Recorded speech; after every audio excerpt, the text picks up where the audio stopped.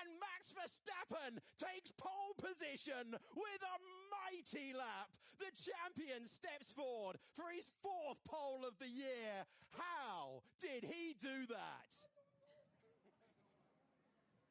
Out by a 10th, but the world champion is heading to the line, and Max Verstappen takes pole position with a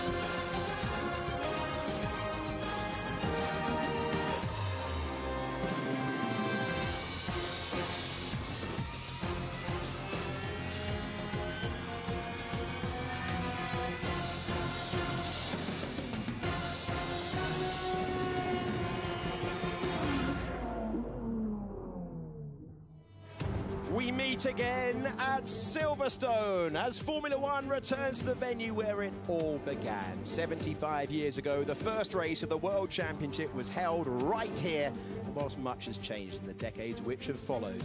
The promise of this day remains unaltered. A huge crowd has travelled to the middle of the country to witness the greatest drivers in the world at speed. 160,000 spectators at this moment provide the electric atmosphere.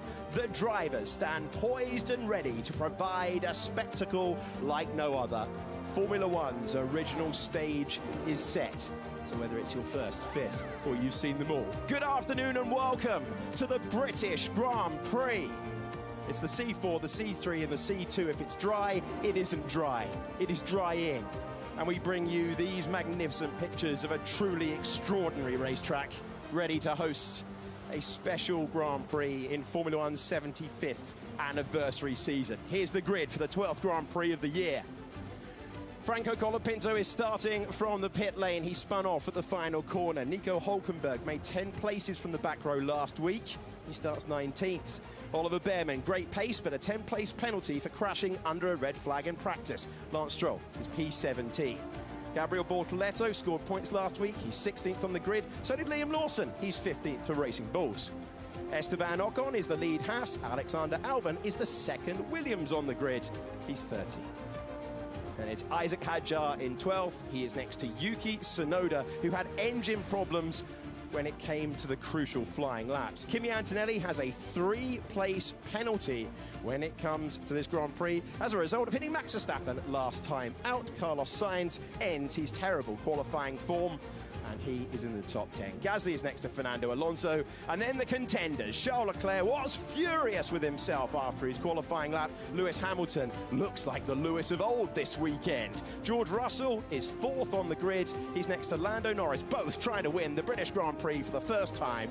But it is the world champion on pole next to the man who's trying to replace him. Oscar Piastri on the front row for the 7th time in 12 races. Max Verstappen with his 3rd pole at Silverstone and his 4th of the season, the joint most, even though he is 61 points back in the Formula One World Championship. What's the latest forecast? We're expecting around lap 15 to 17, potentially heavy rain cell.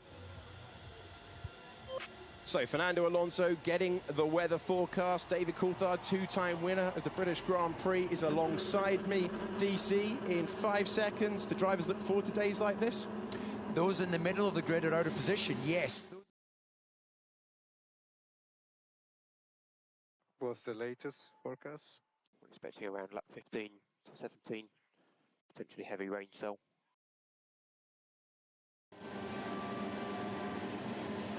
There are so many good narratives coming into this Grand Prix. On pole position, you've got Max Verstappen.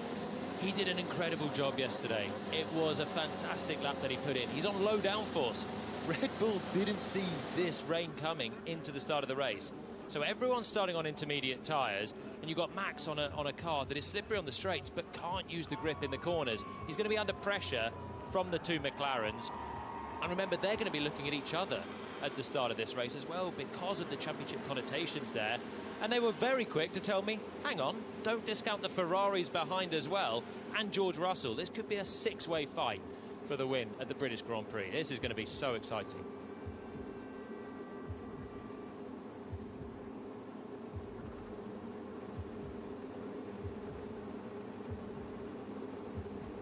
It's Silverstone, it's the British Grand Prix, and the cars are moments away from the formation lap. Green light on the gantry, and the safety car is at the front because we've had torrential rain here in the last hour. But this is Silverstone. Nothing ever stays the same. Not the layout of the circuit, not the competitors through the decades. Everyone is on the intermediate tyre. Jolyon Palmer and David Coulthard are alongside me. DC, you're a two-time winner of this Grand Prix. Put us in the cockpit at this moment.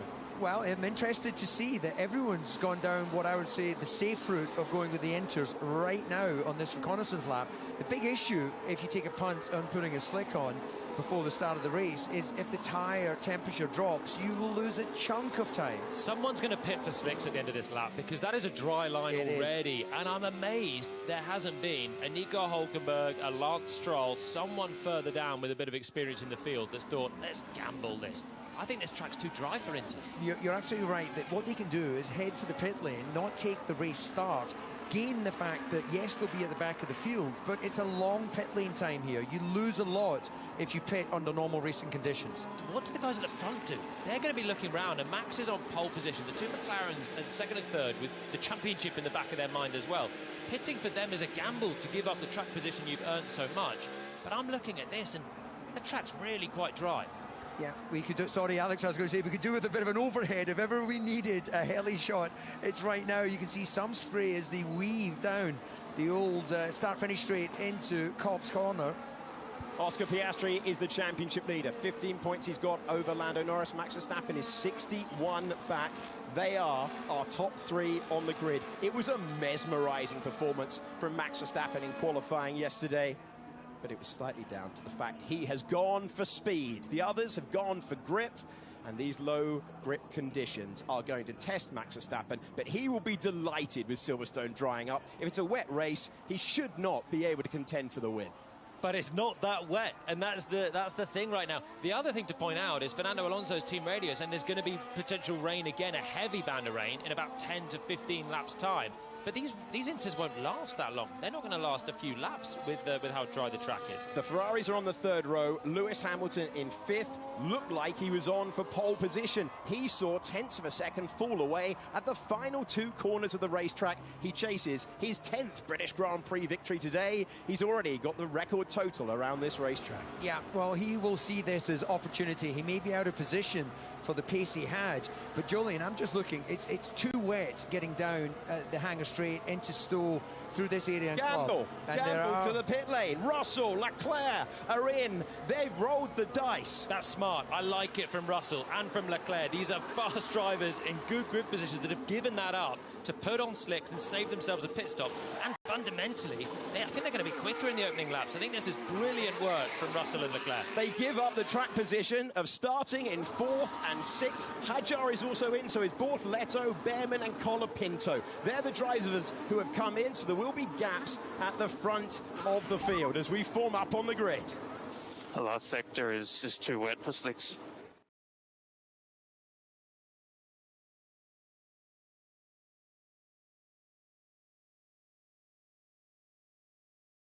The last sector is just too wet for slicks. Moments at Silverstone. 2 cars have made their way to the pit lane with Franco Colapinto. Green flag at the back. 2, 3, 4, 5 red lights at Silverstone. And the British Grand Prix is go! They crawl from the line and Oscar Piastri has the traction. Max Verstappen thinks about the chop. He hangs on to the race lead from pole position. Piastri is now compromised and Lando Norris knows it. The driver currently in 3rd, trying to improve ahead. He can't get by, but he's angling that car. Hamilton diving to the inside. The top 4 remain. How they left the grid. Verstappen, then Piastri, Norris and Hamilton. Pierre Gasly got a mighty launch off the line. He's up 3 places. Yeah, and we'll look at that, an early break for Verstappen as the 2 McLarens were battling through. Oh, off in the background we saw a racing buzz. It's got to be Liam Lawson who has gone off. He's been sent off the road. That's why we've got the yellow flag. It looked very tight coming out of Aintree corner. Max Verstappen has the lead. Then it's Oscar Piastri and Lando Norris as Lewis Hamilton is all over the back of his rival for 3rd position. That would be Lando Norris. Piastri's cooling the tyres. That's why he's running off the racing line. Still they run in formation. We'll get you a shot of Liam Lawson, who is the driver who went off in a few seconds' time. And how are those drivers on slicks doing? Well, they're all still on track at the back of this field, but can they get temperature into the tyres and find themselves on the drier bit of track before they get to Stowe Corner, which looked wetter? It is still status quo at the front, and Lawson's going to get himself off the wet grass. Yeah, look at the floor. The floor is damaged, so there's been contact there. The big question for those on slicks is how much time did he lose? As Hamilton throws it down the inside, and well, the McLaren is round. Lando Norris keeps his foot in and hangs on to it. He toughed it out on what they call the go-kart line, but Hamilton is looking comfortable in these conditions. Lando's off the racing line. All 4 of the top 4 are living on their instincts. Enormous slide for the man 2nd in the championship. And now Hamilton is compromised and Gasly is chasing him. Oh, Gasly won't believe it. He's in the slowest car this weekend and he's now hustling in behind a Ferrari at the end of the 1st lap. That is the wet part of the circuit, as the virtual safety car is called, presumably for Lawson's stricken car. That is the wet part, and why the leaders didn't pit for slicks. Russell and Leclerc did. They're still in that order further back, and the VSC will neutralise things and might give those further ahead a cheaper pit stop if they so want. Gives them a bit of oxygen as well, which is probably a good thing. What a start to the British Grand Prix. Lawson had that contact, we believe, with Esteban Ocon, and his race after the absolute jubilation of his best ever Formula One result in P6 last time out. He goes no further than the opening lap. So the key thing here now, the race is neutralised with that virtual safety car. If it was a full safety car, that gives a huge advantage to those that have stopped on the slick. So what we've got to look at is the gap. Are they far enough back that they will not gain an advantage for having made that early stop? That was Leclerc joining in the back of shot there. There's George Russell. So here they are, those on slick tyres. Hard tyres for Russell, mediums for Leclerc. You've got Hajar just behind as well. They lost a load of time on that 1st lap, but somehow it doesn't look so bad now that the VSC is out and they're at low speeds. This can be withdrawn at any moment. It's not the start-finish line. This can be withdrawn at any stage of the racetrack around this 3.6-mile circuit with 18 iconic corners. We are on board with Esteban Ocon. He is the driver in 13th at the moment, and that is the heavy contact. We saw the flash of Lawson spinning round, but the car damaged, the suspension impacted, and race over. Big hit there, wasn't it? So he had, I think, Yuki Tsunoda on his inside. So this is Lawson's view of it. He'll see Ocon's there and think, let's try and hang it, but he won't know that Ocon has, I think, Yuki Tsunoda on his inside as well. Who the hell is that? I'm out. Who the hell is that? Whoever this Haas was next to me, dude, he just drove straight into the side of me. Yeah, I think he's got reasonable claim to say that he was taken out. You know, that, as you know, Julian, that little kink onto the straight, as you can see, Piastri just saying to Verstappen, I'm here, buddy. When that virtual safety car stops, Talking of stopping, Kimi Antonelli has come into the pits to copy what George Russell did at the end of the formation. Will he come out ahead of Russell? Because there was quite a big gap between the... Who the hell is that? I'm out. Who the hell is that? Whoever this Haas was next to me, dude, he just drove straight into the side of me. In front of Russell, who's just gone across the start-finish now. That's vitally important. The virtual safety car restricts the driver's speed. It is not the full safety car. Full safety car would have been immediately... Oh, look at him struggling to keep it on the road. The hardest compound of tyre, the hardest to fire up as a result. It's still greasy out there. You can hear him just squeezing the throttle and having no grip underneath him. The marshals, we thank all of them for allowing us to go racing. I think the whole track is good for slicks, apart from the last two corners. Yeah, we might well see someone come in at the end of this. The virtual safety car, I think, will be ending very soon on this lap, because the marshals have managed to push it all the way down the Wellington Straight to what is one of the support pit entries. Good workout for them, isn't it? Yeah, rather 800 kilos of Formula One car is a long old straight down. And the rest.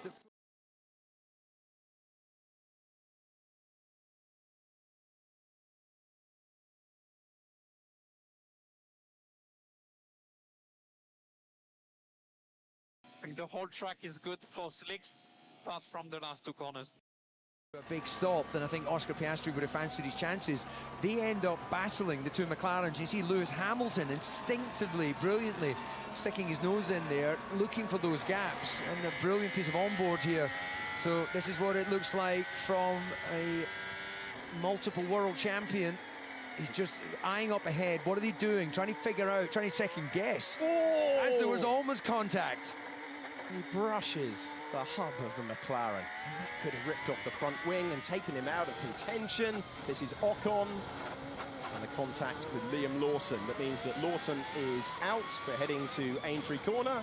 Lawson goes round. Well, in fairness, he was alongside, and it was very late when he backed out of it. It's a racing incident for me, that, because it was Tsunoda on the inside. Lawson wouldn't have known that, and Ocon can't just turn into the corner. Lando Norris using all of the racetrack to keep that position. Absolutely vital.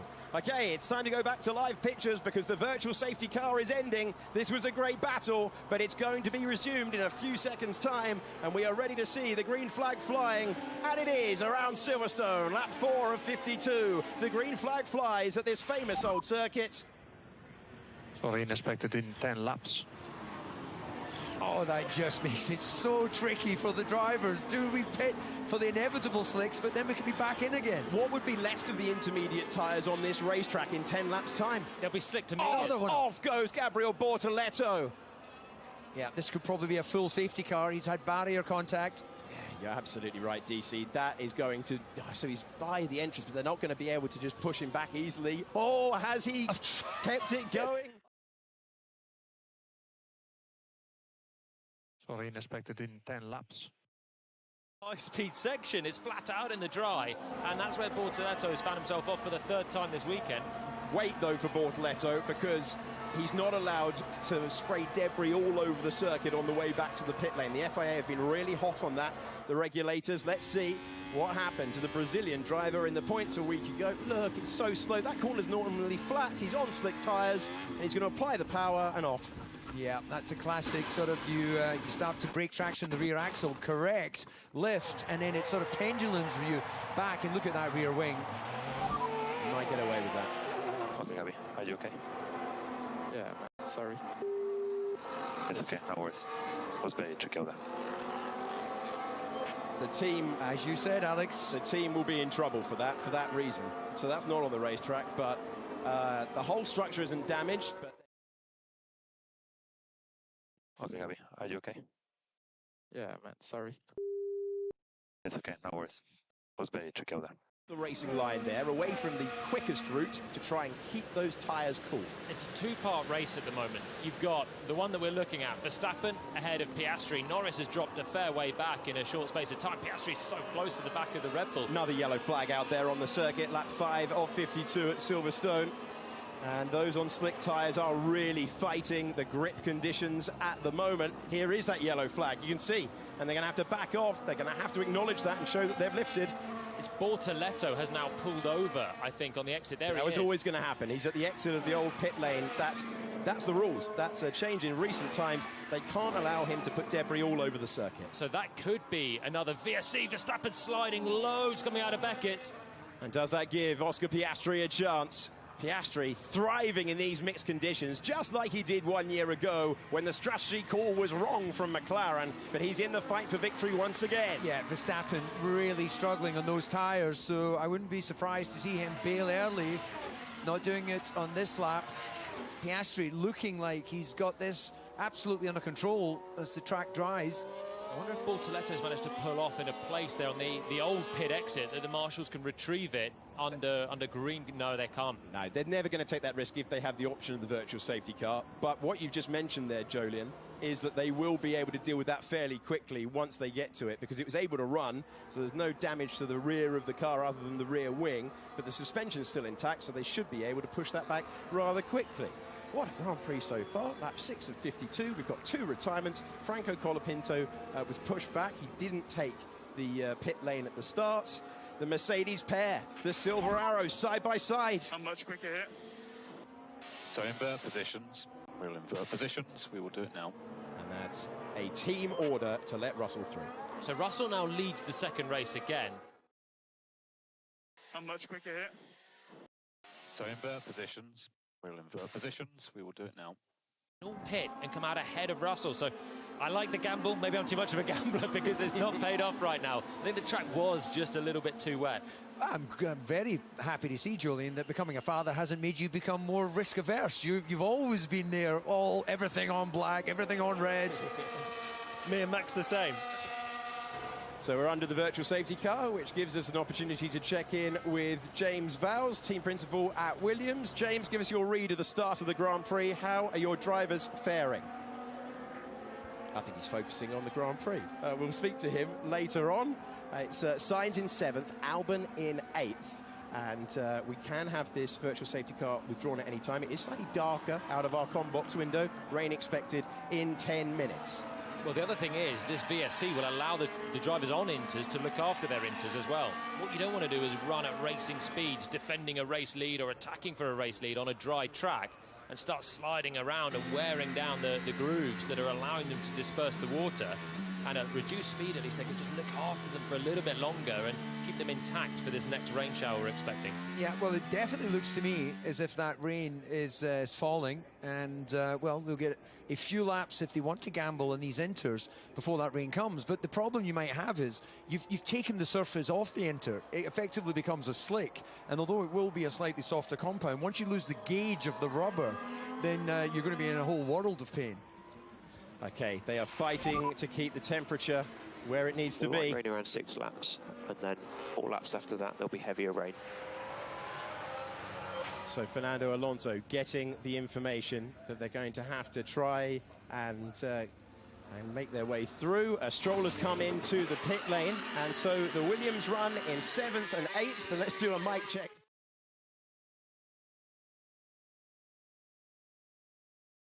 The light rain around 6 laps, and then all laps after that there'll be heavier rain. Go out there right now. Yeah, you summarised it. It's everyone's just on edge at the moment because there's the rain coming in about 4 to 6 laps time. So the right tyre probably in a lap or two is the slick, but only for 3 laps. So we're going to try and, as you can see, hang it out there on these inters and see where we get to. What state do you expect the inters to be in 3 laps, James? Because it's a pretty slick track right now, isn't it, for that tyre? It's sector 3 is awfully wet, so 15 all the way through to turn 1 is very difficult to stay on the track. So I think you can cool it down, take the energy back out of it there. It'll be tough. I think whichever decision you make is tough right now. Thank you, James. Appreciate your input from the pit wall. The virtual safety car is ending. The green flag will fly around Silverstone once again, and we will go motor racing at one of the greatest venues on the planet. And Oscar Piastri anticipated that well. This is the corner where Max Verstappen had a big big moment before, getting that power down onto the hanger straight. We find ourselves with these two brilliant drivers, and this is the closest that Piastri has been as we head down to Stowe Corner. No way through at the moment. No, but Piastri is just on a shallower line everywhere. He's using less distance to do the lap. Verstappen, you can see the body language of the car. He's having to run wide, use all of the racetrack, so he's struggling on those inters. No DRS yet, though, for Piastri, who's having to wait. He's within a second, and he would desperately like to open that rear wing up and have a chance to attack into a braking zone, but he's having to be patient for now.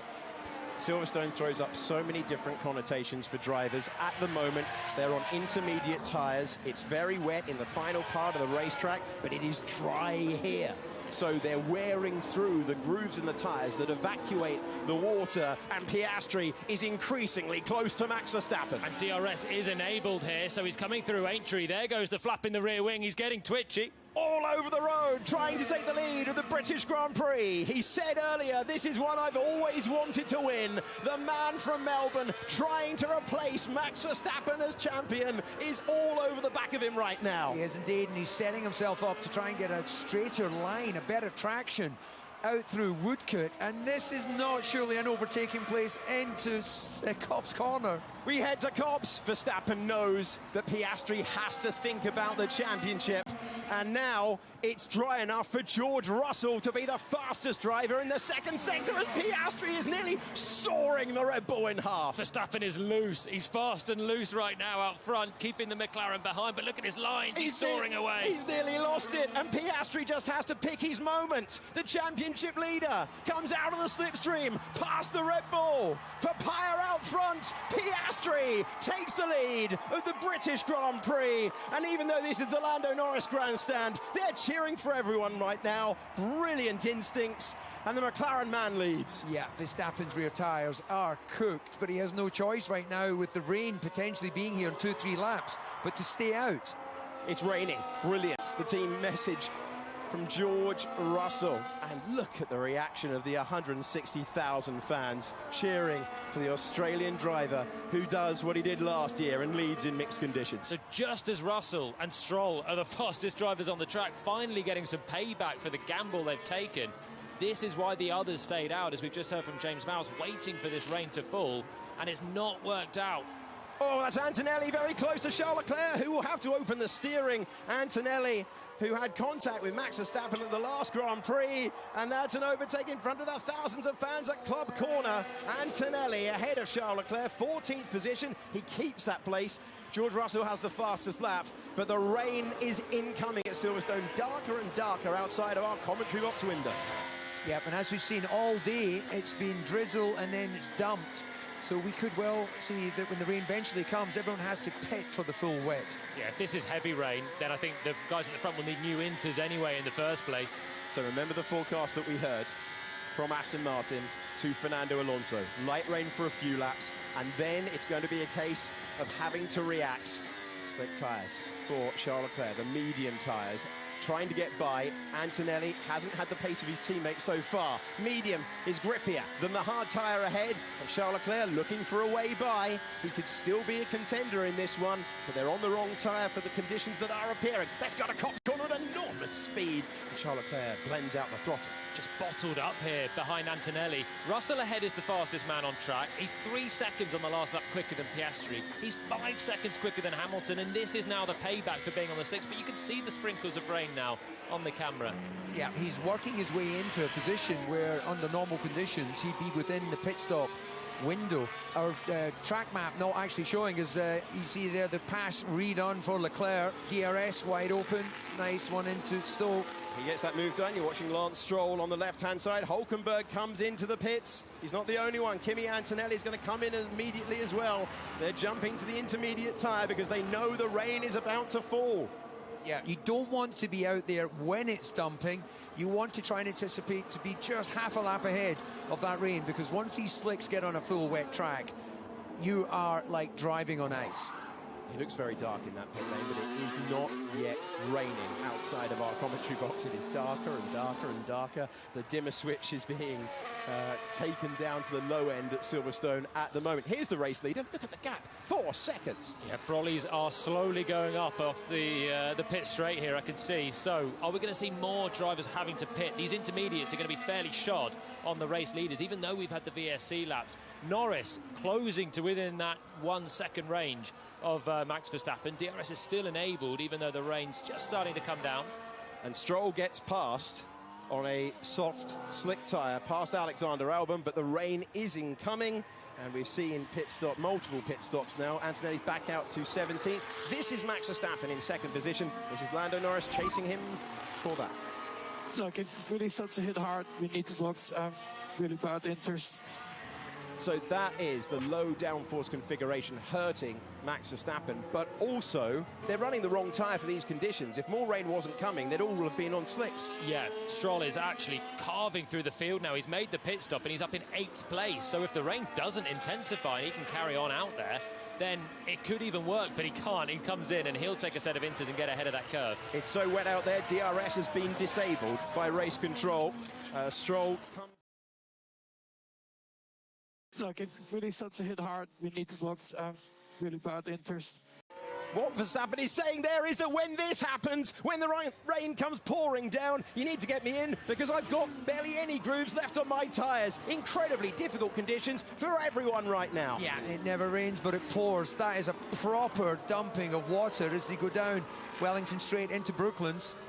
Okay, it's squeeze the throttle and try and find a way through. Russell's on the intermediate, he went early. Verstappen's floundering again. He's got nothing, as he said on the radio. The grip is gone from the Red Bull. It's all about keeping it on the road for Max Verstappen. There's a long way to go in this Grand Prix. He's not going to be worrying too much about track position. He's going to be worrying about getting round and meeting his Red Bull pit crew, because look at how much traction Lando Norris has in comparison. Send it to Maggot's corner, side by side. Lando Norris knows he's got better tyres at the moment, and Verstappen is clinging on to the track at the moment. We saw that radio message there. They're bringing in Piastri. Oh, he's off at last.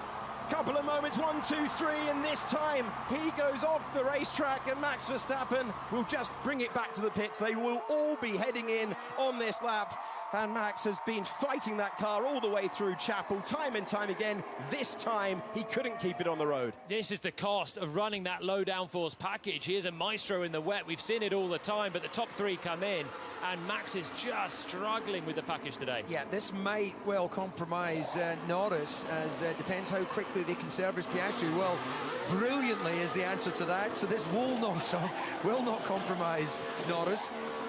So those who have stopped, it's not quick there for Lando Norris, and Max Verstappen, having lost the position, gains it back absolutely immediately. It shouldn't have compromised Norris. The team were back in position, but it is difficult to perform a double stack at the front of the race, and a few seconds lost, but at a critical time there for Norris, who has to do that overtake again. Alex Albon is up to second position. Alex Albon in a Williams on the Inter, as finding himself in second position in the Grand Prix, continuing on at the moment. He's run 11 laps on those tyres. They're just trying something different at the moment. Piastri, then Albon, then Max Verstappen, who went off the road and was able to retake the place. Last year, McLaren did not double stack their drivers, and Team Piastri were furious with that. It cost them a chance to win the Grand Prix. In the end, neither McLaren did. Albon rolls the dice. Verstappen bides his time, now with so much more grip as Albon is wide, and when it turns in to the grip race, it's Max Verstappen through, past the man who's been on those inters all the way through the Grand Prix. He was lining up to go around the outside of Albon until he found out Albon had no grip and drifted wide in the second part of Lovefield. And Lando Norris will be easily through as well as soon as it comes to a traction corner. This is a rather fast corner for these conditions. Look at that, we're trying to scroll through the film over the camera to give you a shot of what it looks like for Lando Norris, and unsurprisingly Alex Albon is being called in now. He's on worn intermediates, the McLaren going through on brand new ones. The horrible feeling of having absolutely no grip, where a driver behind can overtake you at almost any corner, inside or outside, but just having to wait for Maggots, which is probably the hardest corner to make past. We expect at least 10 minutes of rain. Lance Stroll finds himself in 5th position, Ocon is in 6th.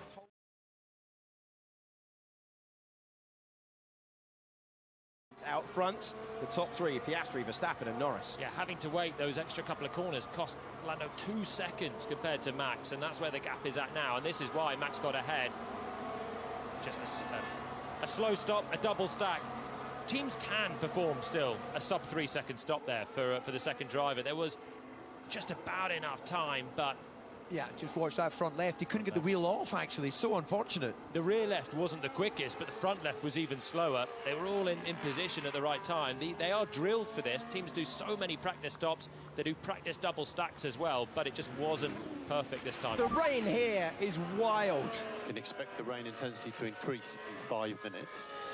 Increase from now in 5 minutes? Let's hope that radio message was 5 minutes ago, because any stronger, we'll need to get Noah's Ark out. Yeah, we will need a bigger boat if it carries on like this. Hamilton is carving his way. You can expect the rain intensity to increase in 5 minutes. Conditions though, you've got to carry on this tyre. Lando Norris has a great opportunity to get past Max Verstappen. I can't believe they're racing in rain this intense. What an extraordinary sequence of corners. We go through Maggots into Beckett's and we can barely see them. It wets right now. Yeah, they're on inters still. They're on inters and we're still racing, but the spray is so bad. This is the issue often with actually racing in these conditions. Norris will see nothing tucked in behind Verstappen.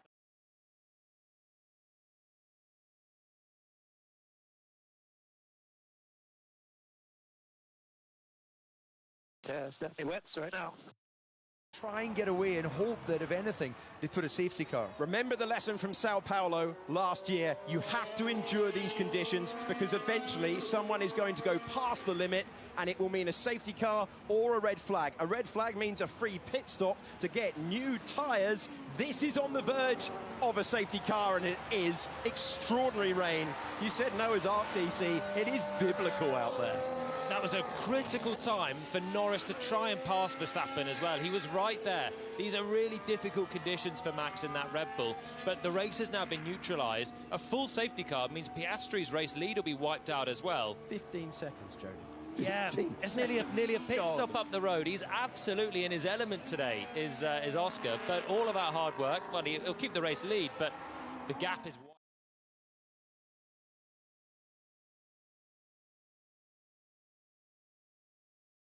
Immediate tyres, so yes, he loses the lead, that 15 seconds you were talking about, but he's got track position and he's got confidence.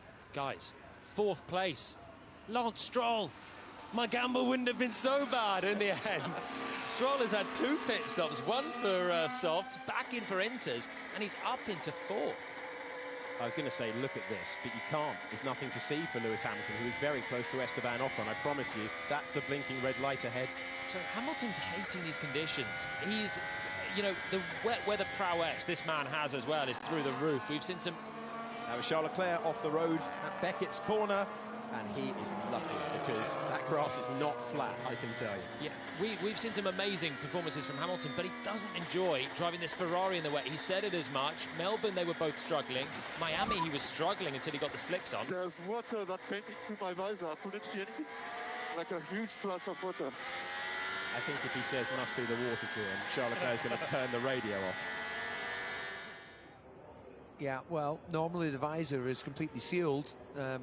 Back in my day, we would have a little bit of foam to hold the visor open in the wet, which we didn't have the technology. Now they have double visor systems that helps with not fogging up. So I'm a little bit surprised he got water inside the helmet. Well, amazing start to the British Grand Prix. There's water that came into my visor. I couldn't see anything. Like a huge splash of water. Leto, when he was on slick tyres and the track was still quite wet, he went off at turn 2 at Farm Curve. Liam Lawson was hit by Esteban Ocon in the opening lap of the Grand Prix, and Colapinto didn't take the start of the race. He was pushed back by the Alpine team. Johan Weissach looks precarious out there under the safety car right now, but we now have blue sky outside our commentary box. It's that type of day at the home of British motor racing. I think it'll clear up soon enough, actually. It's a good old British weather, isn't it? Even when you think, oh, it's going to be a nice sunny Sunday. The weather was maybe going to come in yesterday, it didn't. And then today, wow. Yeah, but Julian, I think this is why a lot of the drivers who've done karting in the UK or have come and done the lower formulas in the UK are so good at dealing with wet conditions, where if you've grown up in continental Europe, 9 times out of 10 it's a beautiful sunny day. Yeah, they don't know it's rain. And in fact, in karting in France, they don't have wet tyres. They just don't have them. You use slicks, and the unlikely event that you have a wet race, and then they possibly go on strike and don't do it. It's not gone badly for Gasly and Ocon, has it? They've managed to harness those skills still. They're from the north of France. Ah, that's why. That's why. Brittany. Yeah, both of them are growing up within 20 miles of each other near Rouen, which used to be a host venue of the French Grand Prix. This is the British Grand Prix, hosted at this venue since 1987 and putting on another thriller. We knew as soon as the skies opened it was going to be the case. Let's talk about the stint for Oscar Piastri, though. 15 seconds in the lead up against Norris and Verstappen. Pretty impressive stuff from him. That's all gone. We've reset it, but he does still have the track position. Lance Stroll, Nico Hülkenberg. So Lance Stroll is having a tough run.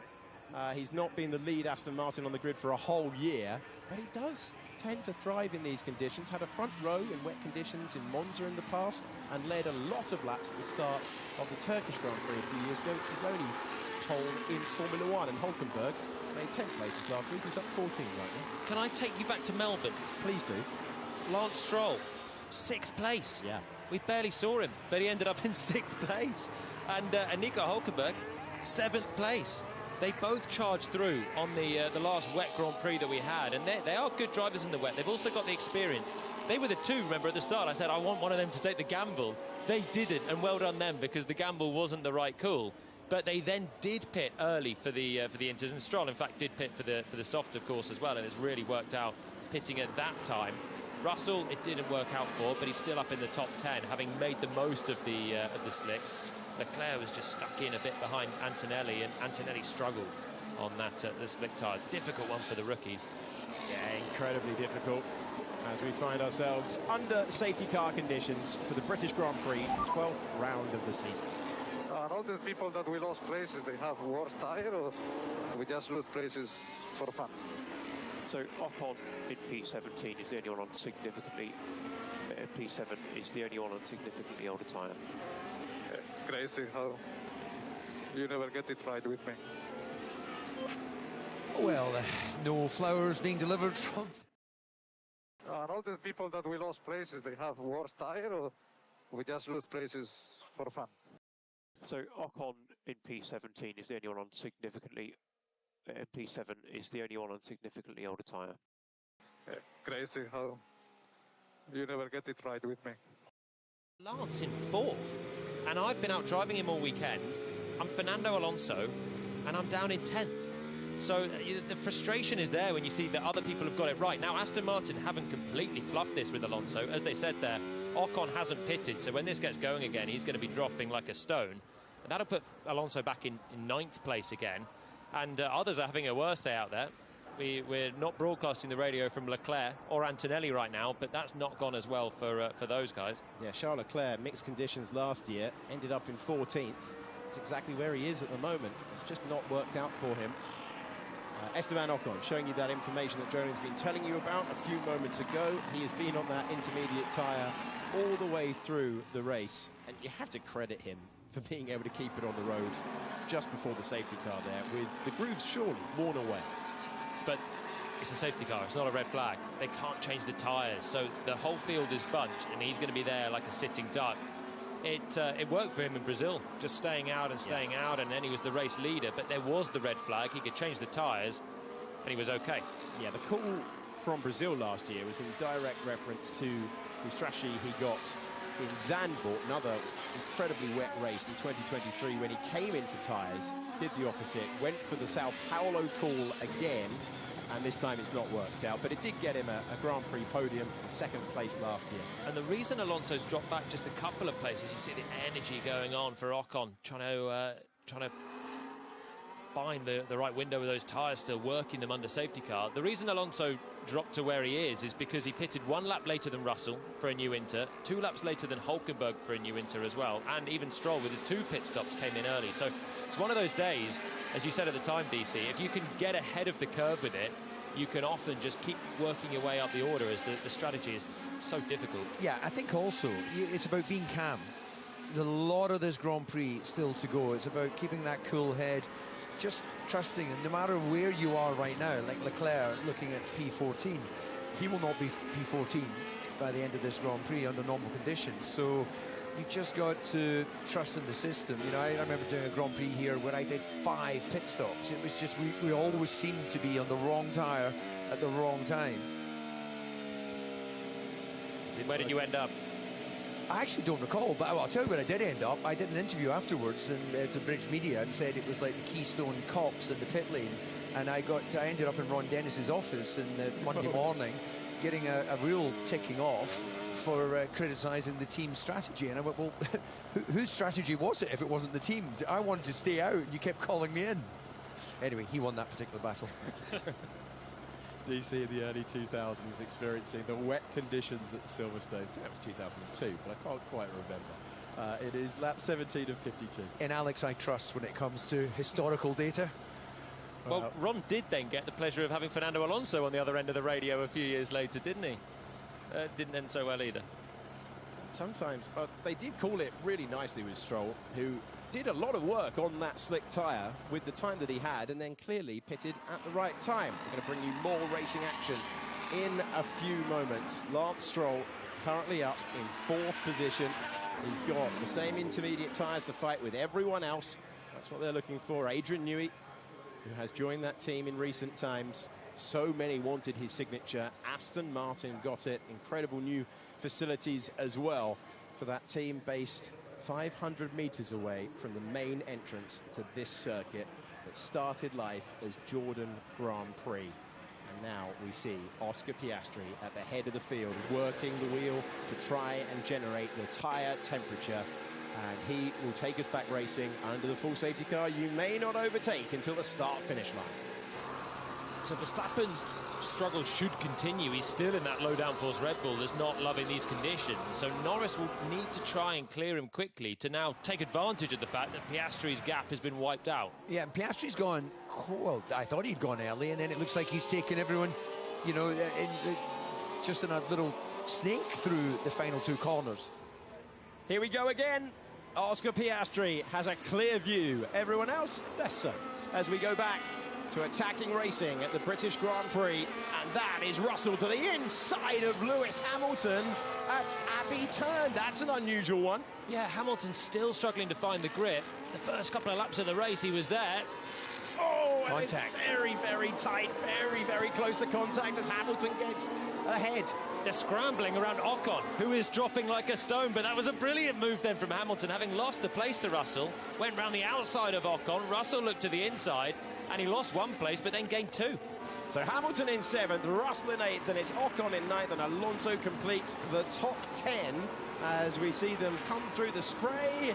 And there is a late lunge into Brooklands for Charles Leclerc, who's looking to make up places. That is 13th taken from Yuki Tsunoda. Yeah, Yuki there, well aware that Ferrari was alongside him, open to steering just to give him some space. And Leclerc, well, he knows he needs to get on with it. So Piastri has a 2-second lead over Max Verstappen. Then it's Lando Norris, Stroll, Hülkenberg, Gasly and Hamilton, who got pinched into the first turn and immediately responded. And Hamilton is now all over the back of Pierre Gasly as he tries to take another place, and the yellow flag is out once again. Hadjar Antonelli are the drivers who are at the bottom of the time page, and Hadjar has come to a halt at Cops Corner, and the safety car is out once more because it's a big moment for Isaac Hadjar, who's gone off on the restart lap. Yeah, Racing Bulls not having, and that is a big impact with the barrier. Great that he has told the team he's okay, because that is a corner of commitment, and even in these wet conditions, there are no small accidents at Cops Corner. So he was racing towards the back, sandwiched between the rookies, actually, all 3 of them, Antonelli, then Hadjar, and then Behrman. at the restart. I wonder if he's found contact with one of them fighting for position down at Copse. Ocon bails out of that one, so stayed out there hoping for a full race stoppage, I think, on those tyres, and then realises now that you need some new inters to deal with the conditions.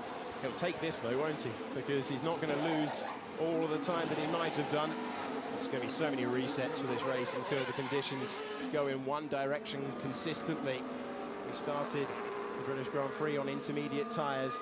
The track began to dry, and then we had light rain followed by heavy rain, a safety car to neutralise the race. And on the restart lap, we've seen the Racing Bulls driver of Isaac Hadjar, rookie from Paris, who is finding himself getting out of the car now. Would have been in conversation with the team and the marshals about the right time to get out of the car, and it's great he's okay. He's found the Tech Pro.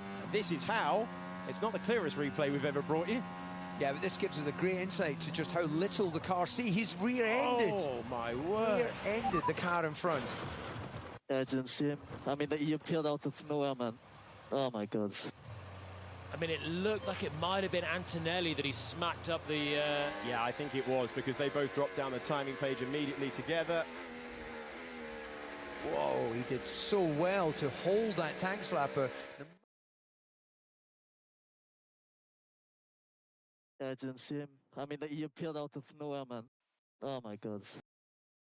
2016 race where Hamilton won, Verstappen was an absolute master. I Hadjar'd it into the back of Daniel Kvyat, and I couldn't see a thing, and I hit him before I saw him coming up the straight. Yeah, that's a replay. Hamilton going the long way round, past Ocon and Russell, who just got it. Yeah, absolutely. That was into 3, and that's instinctive Hamilton.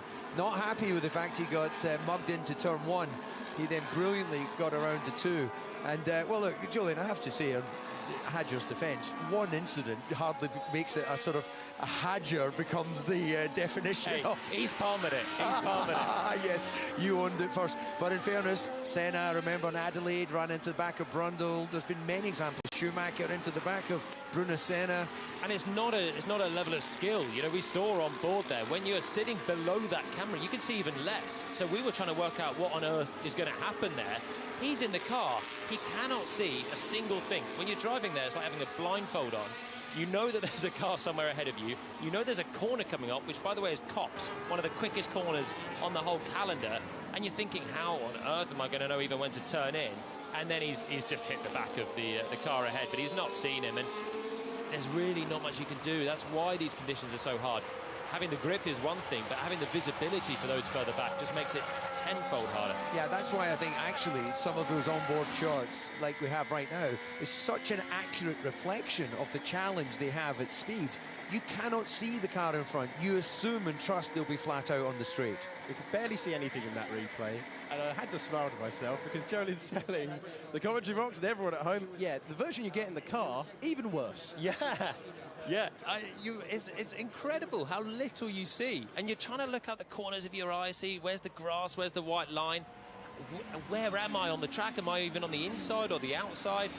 It's so difficult, these conditions. At the front, it's happy days for Piastri right now. It's part of the reason he was probably checking out. He's confident, he's got a quick car, and he's a great driver in these conditions. He's also got visibility. The further back you get, it just becomes an absolute nightmare. You're just trying to live off... You know when people have the blindfold challenge and they try to draw a track? Sometimes it feels like that in the car. Thank goodness you said draw a track. I was wondering where you're going with that for a moment. Blindfolds. Well, lap 20 of 52. And let's do a little bit of context. We've got so many newer viewers for Formula One in recent times. Oscar Piastri is the championship leader. He's got 7 wins in Formula One. Max Verstappen is a 4-time world champion, trying to get back on the top step once again this year. It would be his 3rd win of the campaign if he could do so. Lando Norris has 7 wins in Formula One as well. He's the closest rival to Piastri in the championship. Lance Stroll is aiming for his 4th podium in Formula One. Lance Stroll is in 4th, ahead of the man who's had to listen to his entire career about not having a podium. That's Nico Hülkenberg. Yeah, this puddle in turn 2 is a problem. Bernd has got his work cut out for him even in the safety car, so it's not very nice in an F1 car. Yeah, got that. Yeah, that's Piastri sending a message to the race director to say just hold your horses on a restart here. He's just enjoying counting down the laps, get a bit more stability and safety into getting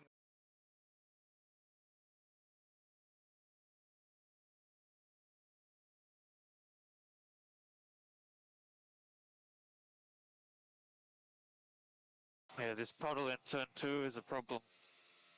Bernd has got his work cut out for him even in the safety car, so it's not very nice in an F1 car. Yeah, got that. So with Antonelli heading to the pits, not just to get rid of this set of tyres, but also a little check, visual on how much damage there may be. If it hit the nose on the crash structure, the floor might be okay. Can we see anything there? Actually, it looks not too bad from what I can see. It seemed a heavy hit. You would expect with the floor and the diffuser and so many intricate parts on a modern Formula One car that he'd have lost performance. There's no way he's not losing some points of downforce, but great, it doesn't look like there's a huge... Ah, there we go. Yeah, like that rear floor, you can see where the wing has actually split the diffuser, so no question. And I think the diffuser's completely gone on the rake on the right side, so wow, that car must be massively out of balance. Yeah, that's going to be horrible to drive. He's not enjoyed the balance, and he's had a bit of oversteer through the whole weekend so far. That's been a Mercedes in the dry. Put him in the wet, and it's been harder, and now give him that load of damage, especially to the rear of the car. He's going to be struggling there now, Antonelli. It's one of those days, he might as well stay in the race, though. Already 4 retirements. Very good point. You've got to be in it to win it. Yeah, that was clever from Mercedes. Hot tires now to restart. Yeah, copy. So Ocon on the radio considering with his race engineer Laura Muller the tyre temperature when things get going again. Yeah, I think he's kind of saying that wasn't very clever from us. Remember, he took the pit stop at the start of this safety car period, dropped out from the edge of the top 10, and now he's just been going at low speed with the rest of them. Whereas yeah, that was clever from Mercedes. Hot tires now to restart. Yeah, copy.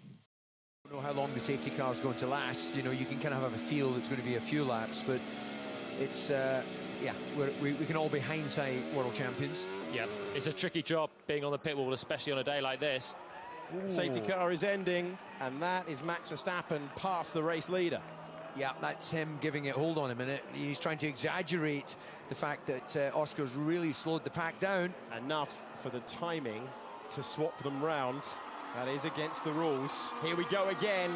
Pick your restart moment. You cannot be... Lose it. Max Verstappen spins round from second position and loses a hatful of places. Verstappen had to take avoiding action, and he drops down to 9th position in the Grand Prix, currently racing up against the Williams of Alex Albon. He's in a Williams sandwich at the moment. That is how precarious it is on track right now. Oh, incredible that he didn't go around, and what he would have done is once he's sideways, he would have taken his foot off the brake and just let each of the wheels find their own grip. It's the sort of thing you would learn on a skid plan, rather than locking all up and ending up continuing in the direction to the barrier. He's very good at that, and it's kept him in the top 10 in this race, but spun out of second place there, and he's struggling today. The Red Bull, we knew it was going to be a problem. He's still fighting the car. Oh, I've never seen Verstappen struggle in wet conditions like this, but it is a low downforce setup on that Red Bull. It contributed to his mesmerising pole position yesterday, but in these conditions, it's not the one.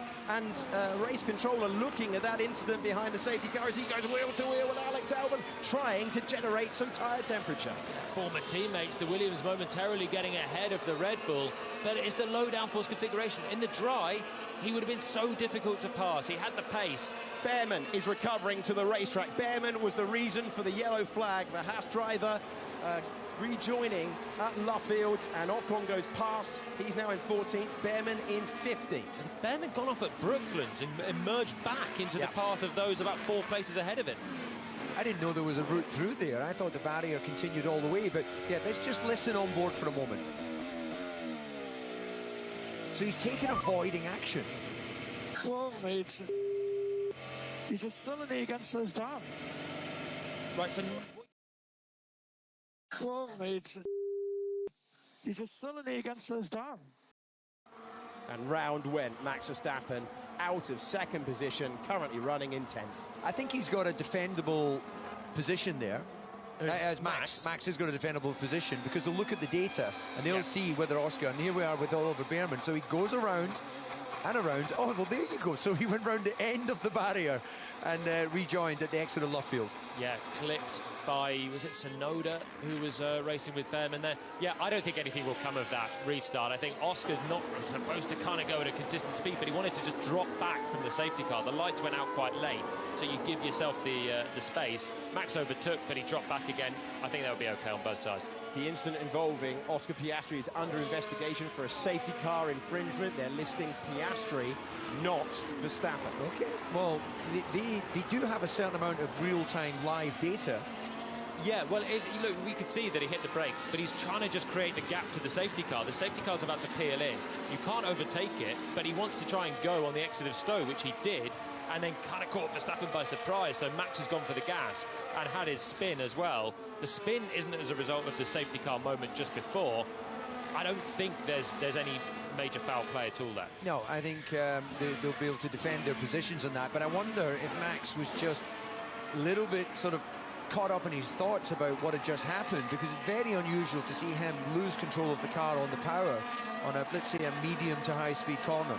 Well, you know when they had the Barcelona restart and he had the tap from Leclerc on the start-finish straight, he was on the radio immediately trying to sort of highlight it to the steward, saying he hit me, that should be a penalty. Meanwhile, then Russell steams in like 3 seconds later and he's like, oh, that should be a penalty as well. So I wonder if he's already thinking about it. Maybe he is slightly distracted on the restart. This is on board with Lewis Hamilton, a 9-time winner of the British Grand Prix, including last year, where he ended his long wait to return to the top step. He has shown amazing performance in the wet around this circuit in the past, including winning in 2008 by over a minute. He's not enjoying the Ferrari in these conditions, changing all the time. He's chasing down Pierre Gasly. Gasly trying to score his best result of the year so far. If he stays in P5, he will do so. Well, we're not at half distance, but I'm wondering who is going to get this podium. The McLaren's now 1-2 and stretching away from Lance Stroll, who's third, Hulkenberg fourth. Looking at a podium, but we're not at half distance. And then it's Gasly. Alpine have been struggling so badly this weekend. Pierre was absolutely chuffed to get it into the top 10 in qualifying, which became 8th after penalties. Now he's running 5th and holding back a Ferrari and a Mercedes who are going to do battle again. George Russell in 7th position, Hamilton in 6th. And then we have Gasly, Hulkenberg and Stroll. Stroll running in the podium places. It would only be his 4th in Formula One. And big slide for Hamilton off the road, and Russell will keep it pinned, and Russell will take the place up to P6. Yeah, again on power in what is a medium to high speed corner in these conditions, and needed all of his skill to capture the car, and took advantage of the fact there's tarmac runoff. He did say on the drivers' parade that Lewis Hamilton doesn't like this car in the wet. It's not a nice car in the wet, and this car has been so quick in the dry as well this weekend. A dry race maybe would have been better, even though they were out of position. Obviously, Leclerc took the gamble early on. It's going to be Russell's view of it then. Well, out of the spray, he's suddenly going to see Lewis with that big movement moment. Whoa! It's a 10-second time penalty for Oscar Piastri. The race leader has been given a time penalty of 10 seconds, and it's game on for Hulkenberg and Stroll. But Lando Norris is within 3. The McLarens have the pace, and this extraordinary race continues with the race leader penalised. Julian, I think 10 seconds is extremely harsh. I agree.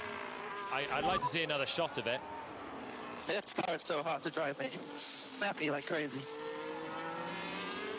Yeah, we can see it, Lewis. We can see how hard you're working out there, but Piastri will not like receiving that radio message. No, it's going to cost him so badly. He's been in control of this race. He's been a star so far this weekend, put it on the front row.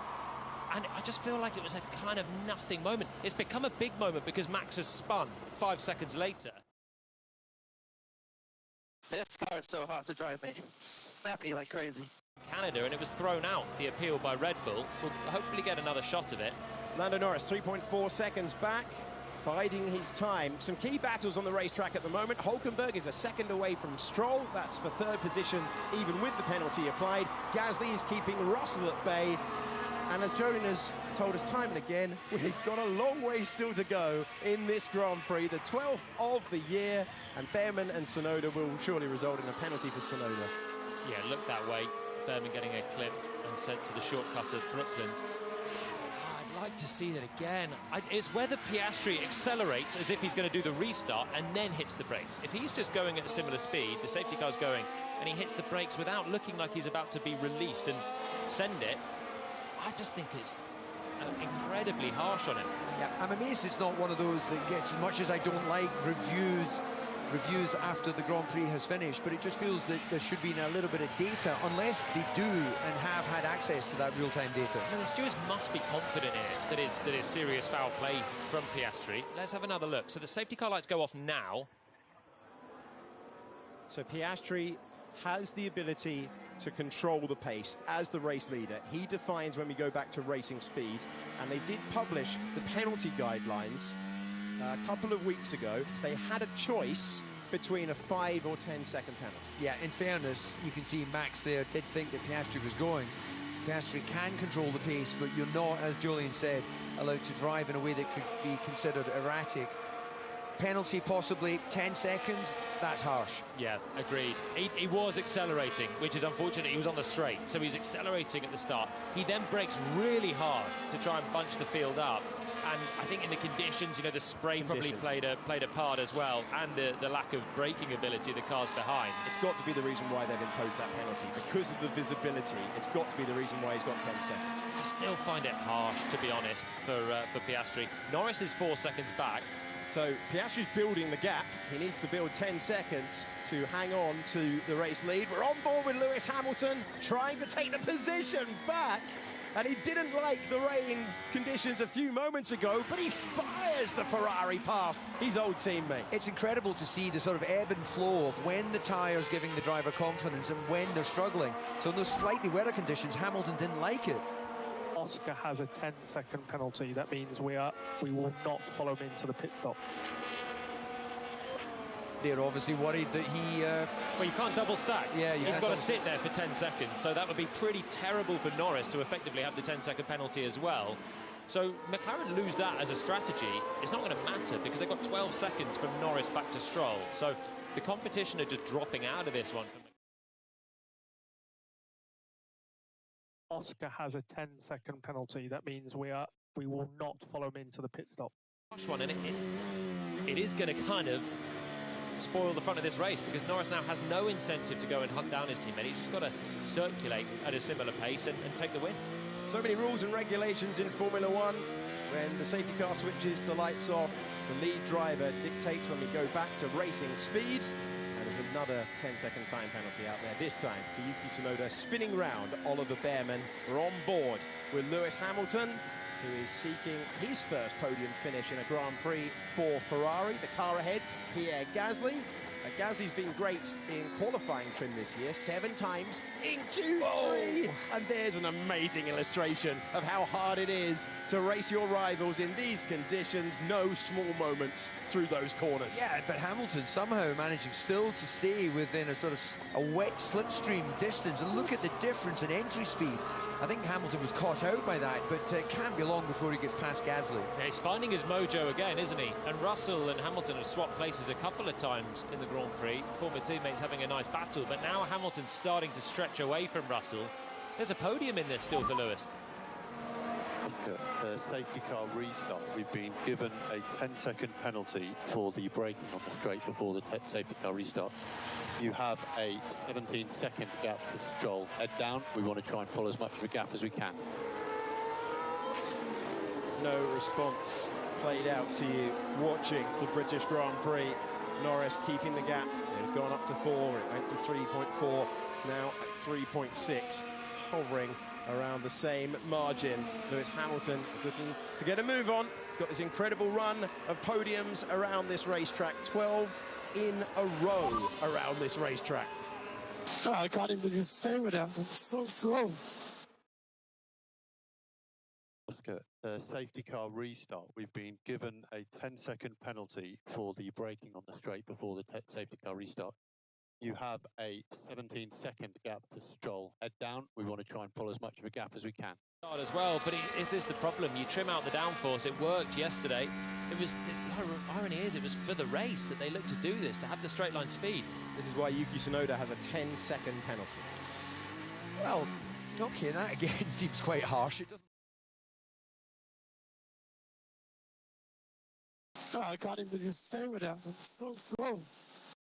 Around the outside, and Yuki's just turning, and he just washes into it. Hamilton looking for the outside line. I wondered if he was going to be given the room. The answer was no. But yeah, not on there for Hamilton, but he's got the grip over Gasly, so it should be a matter of time. Having to get a bit inventive at the moment because they don't have the DRS available to them. Yeah, I feel like for Tsunoda there, he's turned in, then there's just a car emerging, and there's not much more you can do there apart from just hope that you've got the grip. He's already committed to the corner, so I think it looked worse than it was. Lewis Hamilton seems to be in a happier period of the race now. Driver trying to score 13 podium positions in a row around this circuit. He has had an amazing decade for the home support, cheering him on. 4 British drivers in the field this weekend. I do wonder if Verstappen's spinning the corner after the safety car shenanigans there has made the stewards feel like it should be the 10 seconds or any penalty at all. If it was like Montreal and Verstappen and they just slotted back to the positions they were in, Piastri led, Verstappen was second, maybe it would have been a lighter touch there for the stewards. Stewards do say that outcomes don't play a part in their decisions, and yet there's a reality to those things, isn't there? They do. We're all influenced by what we see, and I think the penalties, they tend to look at what were the previous penalties for infringements, and that's why sometimes you might say it's an under penalty, and sometimes it's an over penalty. And I think that situation there, where there was he didn't go off track, he just had to sort of brake and slow his car down. I think 5 seconds would have been, if it was allowed to give a 5-second penalty in that situation, it would have been better. Look at the difference in closing speed again down at Stowe Corner. So Hamilton, will he go for the inside? This is what he wants, the inside line. He gets past the Alpine, and the crowd will love that move. The Ferrari man is up to P5. Hamilton going searching for another podium at Silverstone. And there it is, the podium heading into Abbey Corner. Still Stroll, then Hulkenberg, and now Hamilton, who's finding the grip. And it was a really nice pass there. He's been working it through Stowe. He's got the grip and the mojo back in the Ferrari. But I like to see it executed then on the brakes. Gasly getting to the middle of the road, but not completely covering the inside. And Hamilton finally managing to pounce. Lance Stroll running in 3rd position, seeking podium number 4 in his Formula One career. Looking at the Canadian driver, forced to miss a Grand Prix earlier in the season. Aston Martin said it was a recurrence of the injuries that he had a couple of seasons ago. There's the graphic to tell you 3 career podiums for Stroll. And they've been on days like today. Further back in the pack, Oliver Bearman has got past Esteban Ocon. We're looking at the CEO and team principal at Aston Martin, who is hoping that Stroll can stay there. The bad part of that equation for him is the oncoming Lewis Hamilton. Hulkenberg's been running about a second away since the restart. It's interesting, given that we haven't had rain for quite some time, the track isn't drying up anywhere near as quickly as it was earlier today in the support races. I think there's just been so much water fall in and around the circuit that it's not waterlogged, but it's just not draining and drying as quickly. And no one has to pit for the rest of the race. They will pit if these intermediates start falling away. Whether we get to a slick tyre again or not remains to be seen. 21 laps. It's quite a long lap as well compared to where we were in Austria last week, which is the shortest of the season. So 18 corners, there's a lot to it this time around. As Russell now looks at the back of Gasly, and he's had a great day so far, Gasly, in that Alpine. Points would be good. 5th place or 6th place is an absolute bonus, and this is a faster car now approaching George Russell. Hulkenberg is all over the back of Stroll into Village Corner, heading through the loop and on to the Wellington Straight. As you can see, Gasly hanging on to the Alpine through the same sequence of corners. Yeah, I think Hulkenberg is all too aware of the fact that Hamilton's now been released, and Hulkenberg has been, off the back of strong race results in the last few weekends, so doing a great job. You can smell the opportunity. Hulkenberg has come alive ever since they updated that car. He's in the top 10 of the championship, 3-point scoring finishes in a row. He overtook Lewis Hamilton for what turned out to be 5th position in the Spanish Grand Prix. The driver currently running in 4th. It's not going to be easy to pass for Hamilton either. He's absolutely in this for a podium today, Nico Hulkenberg. Looking at the back of the guy running in 3rd, he's not about to make Hamilton's life easy when or if Hamilton gets there, because he was actually 2/10 slower than Hulkenberg on the last lap. And this car's been quick in race trip. Hulkenberg's made the points on a few times recently. He made the points from the back of the grid last time out. He started 19th. He was the back of the grid again this time out. Don't think he thought it was a podium chance when he jumped out of the car. He looked so chilled on the grid earlier. Experience, confidence, and just thinking, I've got nothing to lose today. A few things going on right now. We're focusing on Hulkenberg because he's never scored a career podium. 238 races in Formula One. Out front, even with that 10-second time penalty for Oscar Piastri, that gap has come down from 4 seconds to 2.6 at the front. Lando, the Prix for the first time in his career. There you go, start at 239 for Nico Hulkenberg. 238 races in his career. Track is starting to dry now. Temps are coming up on the track. And that should favour Lewis Hamilton in this battle for the podium. But what an incredible battle for the podium we've got, with Lance Stroll having started.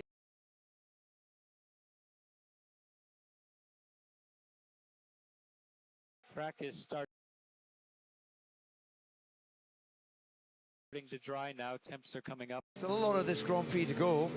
20 laps.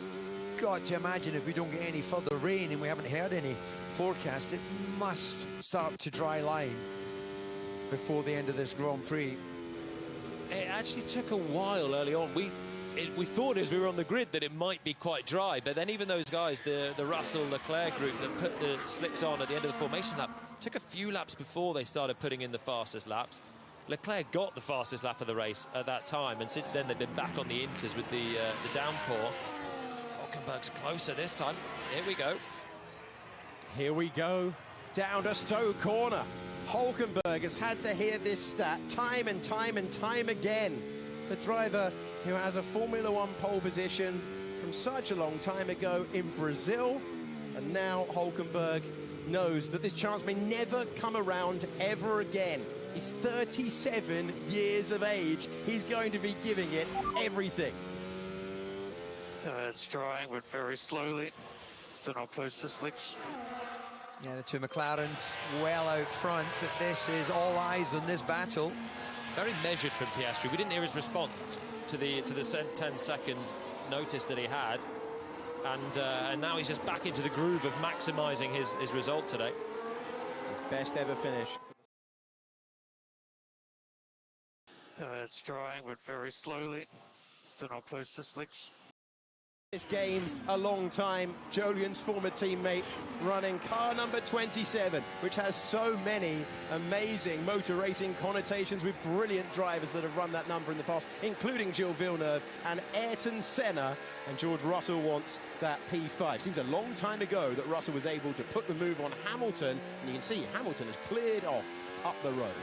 You're going through so many variations of grip as the track goes from being a bit wetter to being now what I consider to be a little bit greasy, and that's where some cars are working and some aren't. Hamilton's quick again right now. He's a second quicker than Stroll and Hulkenberg. He's dropping Gasly and Russell, and that's why the move on Gasly was critical, just to get that clear space. There's no DRS, so we're George Russell here coming through as Hulkenberg looks to line up Stroll. I think he's too far back into Stowe. Even in the damp is not a big braking zone.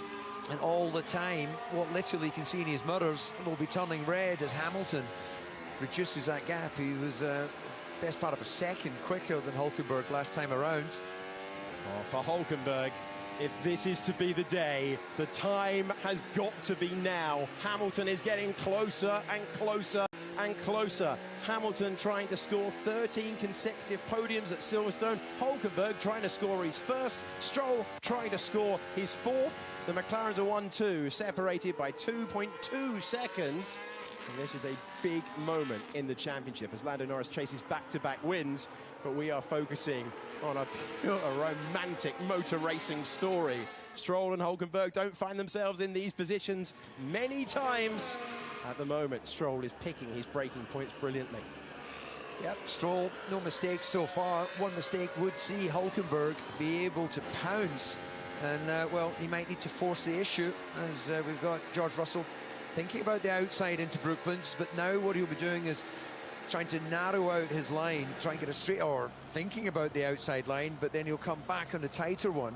as he tries to find a way, much better traction off of the second part of Love Field, and here he goes for the inside. Will he back out? No, you don't want to go to the inside there. You can see how much more wet it was at that part of the circuit and the momentum that it cost him, because Alonso suddenly all over the back of the Mercedes. Having a quietly decent race, isn't he, Fernando Alonso, in the second Aston Martin today. Here comes Hulkenberg. Hulkenberg's got DRS. Hulkenberg goes through to a podium position. What an extraordinary sight. It is race number 239 in his Formula One career, and you just watched Hulkenberg go to third. Hamilton will look for a clear pass very quickly to make it a straight fight between those two. The DRS has just been enabled on that last lap. That's why Russell was attacking Gasly so well down towards Brooklyn. So Hulkenberg finally makes it through, but with the DRS, Hamilton now has a chance to make it through cleanly past Stroll as well. He's very close into the braking zone of Village. And Hamilton has the inside line. Hamilton has the place. Scything his way through. The Aston Martin falls from third to fifth in a matter of corners. Max Verstappen was able to get past Carlos Sainz. He's up to ninth. Yeah, you can see Hamilton weighed that one up. And never the easiest.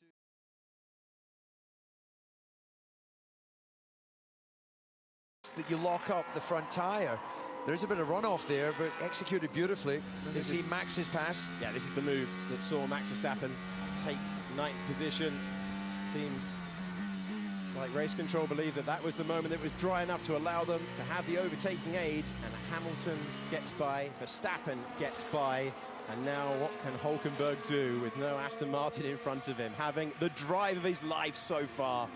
Amazing how just allowing the DRS changes the race there. Lance Stroll in third place with Hulkenberg out of arm's reach, and suddenly the DRS is available and faster cars can now start progressing through the field. So Hamilton will get that chance on Hulkenberg. If he can catch Hulkenberg, he's actually driving really quickly. Now he's clear of Stroll, he's in free air, 26 seconds to Norris ahead.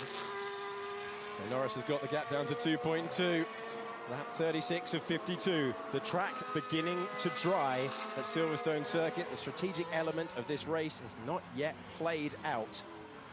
Yeah, it's really a masterclass, isn't it, from the two McLaren drivers. Norris just matching Piastri, a couple of seconds behind, but he's got that 8-second window. So Hulkenberg's matching Norris.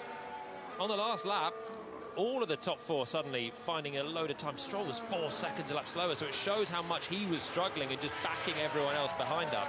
Yeah, as the sun comes out, can this track dry? It just seems to be constantly damp at the moment. It did dry very quickly earlier on, but the amount of rain that we had that brought out the safety car a while ago was so much, even at windy Silverstone. That was going to be a big clear up until we got back to slick conditions. Charles Leclerc looking for a pass, and he was able to fight his way by. There was no real choice for Alex Albon but to open up the steering wheel. Yeah, look at that. He wasn't expecting it, and then when he saw, he sort of took what I would say is a slight overreaction. It's a pass or crash, isn't it, from Charles Leclerc? Either you're going to let me through or we're coming together here. And track conditions update when you can. Yeah, track's pretty decent. Starting to dry up a bit. There will be a crossover. Next 5-10 laps. Ooh, God, that's going to be tantalisingly close to the end of this Grand Prix. It's not over. And track conditions update when you can. Yeah, track's pretty decent. Starting to dry up a bit. There will be a crossover. Next 5-10 laps. First podium up against a 7-time champion of the world. Well, I don't want to appear clever, but I did go before the Grand Prix to the team because they called us out for only going to talk to them when they have a good result. And I went, well, it's the nature of our television show that we've got to deal with the winners out front. So I went today and said, just in case you get a podium, I'm here to say hello beforehand. Well, they're coming straight to you for the chat afterwards then, DC. I think a lot of people would want to speak to Hulkenberg if he can get there. The man from Emmerich in Germany, who's currently on for a first podium finish. But what a task ahead of him. Hamilton on the charge. He has work to do. 1 second the gap now. The Sauber ahead of the Ferrari. the experience, I mean, the experience these two share is pretty immense, and it so often just brings you towards the front on a day like this. You need the skill behind it all as well. Yeah, way more Grand Prix between them than there have been Grand Prix at Silverstone. So you've got to say Hamilton is the quicker of the two right now, but Hülkenberg, how hard is he going to fight for this? I'm going to say harder than normal. Yeah, this may never come around again for the driver who thought his career was over, brought back to the Haas team and then transferred to what will become Audi.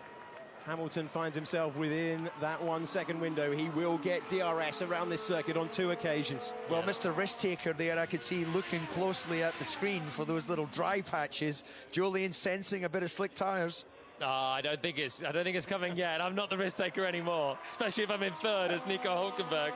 Yeah, look at that though, coming out on the start finish. That is actually from our commentary box position on the overlooking the start finish. We don't see just how dry it is there. Okay, here we go. Fernando Alonso makes the call. And how brave we want to be. We're in P7. Brave, but not suicidal. We're still looking. Well, that is interesting from Mercedes. They don't think the track is in the right conditions. But it's an interesting one when a two-time world champion disagrees. Yep, and what he's doing right now is basically he's going to set the tone for the others. In the moment he starts to do a quick sector,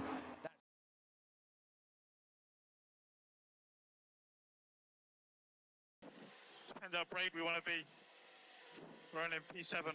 Brave, but not suicidal. We're still looking. The only driver for what Mercedes has called a suicidal strategy. It might be a lap too early, or it might not be. It might be perfection. Well, we've got Fernando Alonso crawling his way out of Aintree Corner. We've got Lewis Hamilton in the dirty air of the Sauber in front, stepping out and losing that momentum. He was running very close to the Sauber, and Hülkenberg is checking that mirror more than he's looking out of the front of the car. Even with the DRS, it's not easy to pass. Russell's still in behind Pierre Gasly, getting a good view of the back of the Alpine. And even without the 10-second penalty, Lando Norris has got the gap down to 1.6 seconds. We have seen this a couple of times in Grand Prix this year, that Norris is good at this stage of the race, and he knows he's within that 10-second window. Russell wants the gamble. He wants the slick tyres. He's going to get the slick tyres. We look outside of the commentary box and we see Mercedes waiting for their man. Yeah, this could well change his entire afternoon as we continue to see that battle for the final place as we sit right now for the podium. Whoever thought we'd be calling Sauber battling Ferrari for a podium position? Incredible. Absolutely incredible. Even though Sauber, over the last 3 races, 4th highest point scorers in Formula One. Let's see where Russell comes out. But more importantly than that, what's his grip like around the circuit? Alonso was 8 seconds off in the middle sector. So it's not there yet, but if it will get there, these guys will get their slick tyres fired up, and it will then come to them. And we saw it earlier on, you could be 5 seconds a lap, you could be 10 seconds a lap quicker at some point. Yeah, 8 seconds is brutal. That is a massive amount. The amount of work behind the wheel to fingertip your way in one sector to being 8 seconds slower. It's 20 seconds in the pit lane. 8 seconds in the middle sector undoes the gamble, but Russell called for it. We've seen him do this in the past. This is what low grip looks like when you've got slick tyres on a wet racetrack, and Yuki Tsunoda goes by. Yeah, it was too early. It does look like hard tyres as well for Russell, which won't help. When Stroll went for it earlier on, Aston Martin put him in the softs, which paid off. That was the pass for Charles Leclerc. That's another bundle. That's not a replay of the Albon one, that's the Sainz one. He loves that move. To avoid an accident, he went on the curb and he crashed into me. Well, that was completely reckless for Leclerc. Oh, teammates. That's a fair comment. He did open the wheel, but at the end of the day, if there isn't contact, then, you know, and he didn't force him off the road, that's called hard racing. George Russell on the slick tyre goes round at huge speed, and he's got away with that one. Going through Maggots and Beckett, he makes his way to the Hangar Straight somehow.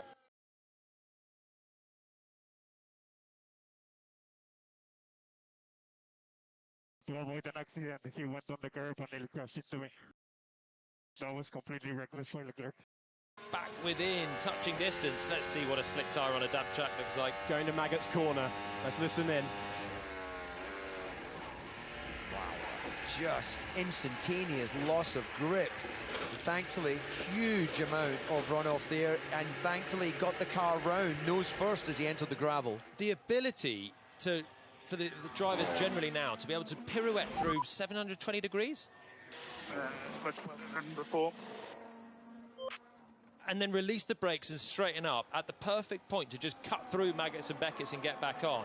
It's quite incredible, and Toto Wolff will be thinking, we did tell you so. Yeah, the bad days just got worse. Antonelli's parked the car after that damage. Oscar Piastri has a 10-second time penalty. Much better than before. At the moment, Verstappen still trying to make his way back through the field. If you are just joining us, Verstappen spinning behind the safety car restart from second place down to 10th.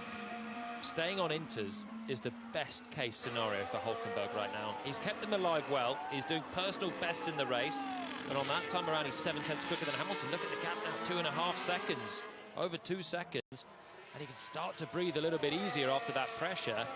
Again, the experience showing. 11 laps to go. Yeah, it's just gone past our commentary box position. Verstappen now putting heaps of pressure on Gasly through turn 1. Will he try a dive down into 3? Will he try a dive into 4?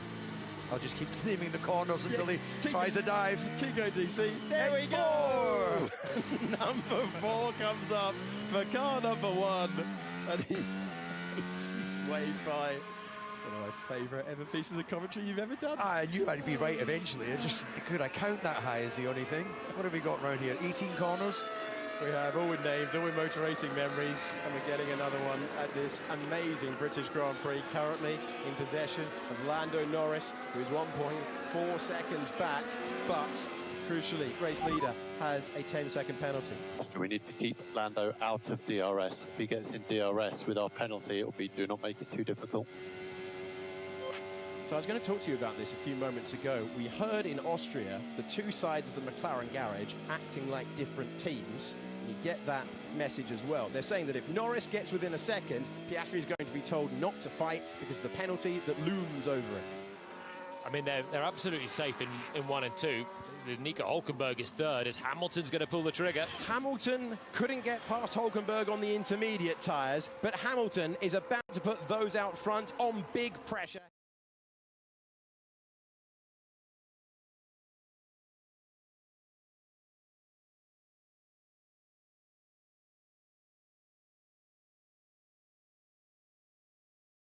We need to keep Lando out of DRS. If he gets in DRS with our penalty, it'll be do not make it too difficult. Everyone thinks this is the right time. This is the moment. It's not a quick stop for Max Verstappen. He's having a tough day at Red Bull.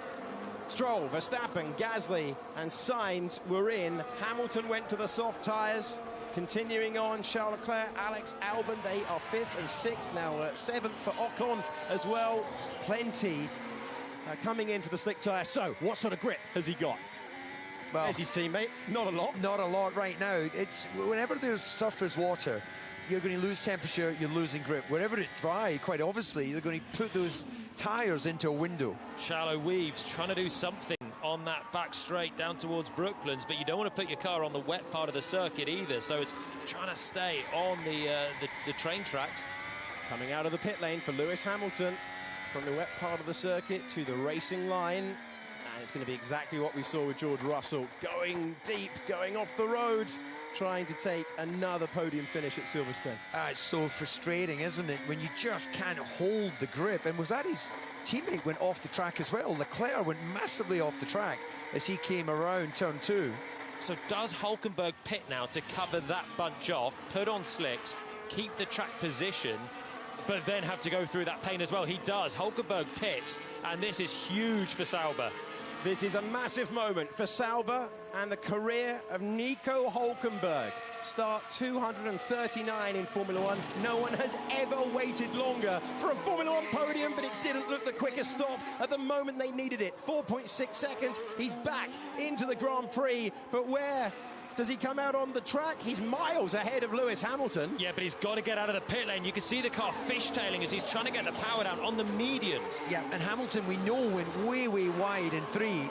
Hulkenberg made it through. He's made it through 3 and 4, but he is slow. He is struggling in the same way that we saw for Hamilton. But he's still a long way ahead. There's 10 seconds between them. That'll come down a lot as Hulkenberg starts to get up to speed. The McLarens had a time gap. They had the buffer. Off the road we go.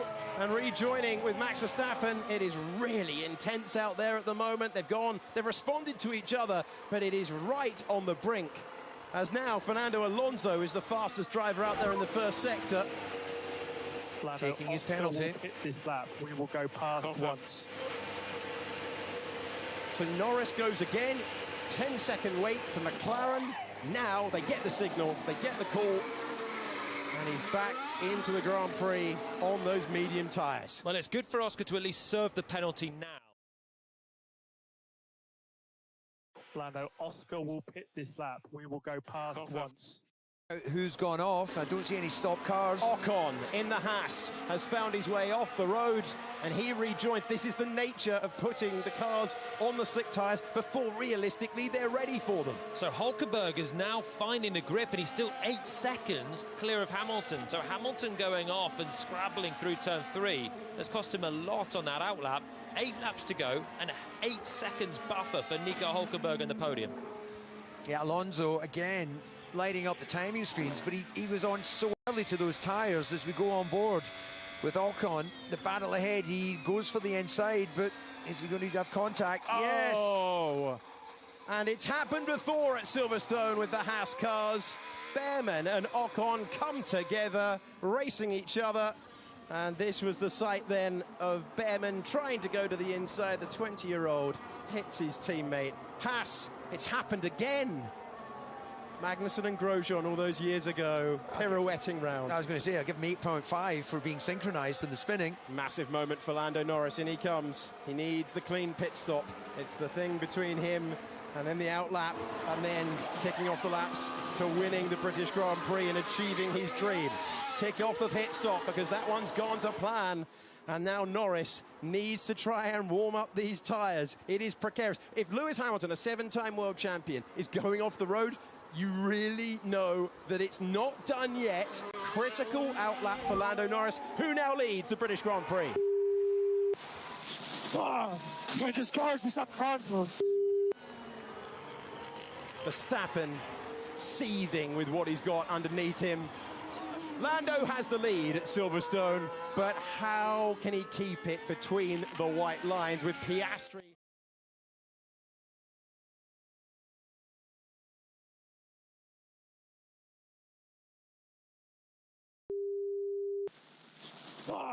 British cars is up front. Mistake. Unless Lando's just tentative at this point. There's debris on the track as well. As Fernando Alonso, we told you he was quick. Here's the evidence. He said, you never give me the right call. He went early. He was incredibly slow.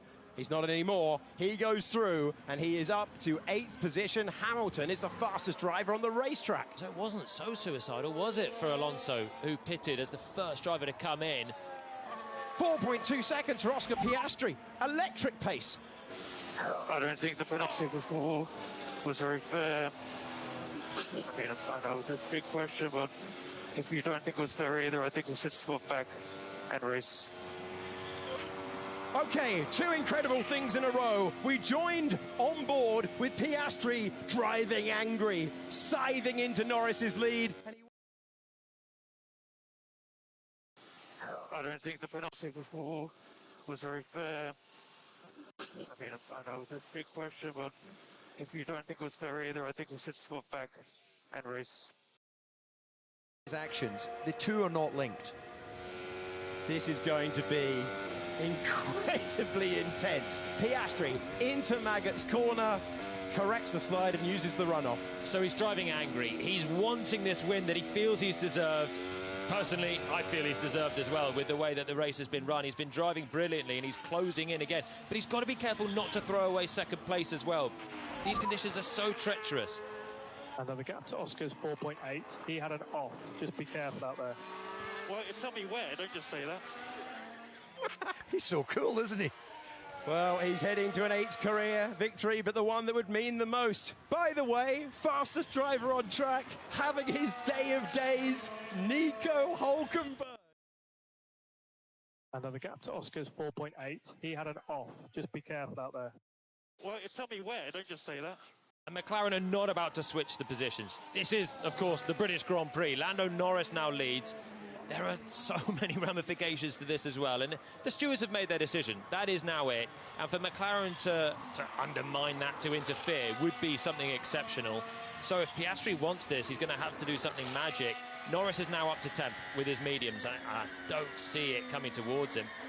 Charles Leclerc with the correction into the gravel, and he's still P14 after that moment like he was last year. Yeah, that's painful in Stowe Corner. A slow run through the gravel to rejoin. This has been a very eventful afternoon for Leclerc. What a rough day for him. Started 6th, took the gamble. It's not paid off, and he's never been able to recover from it.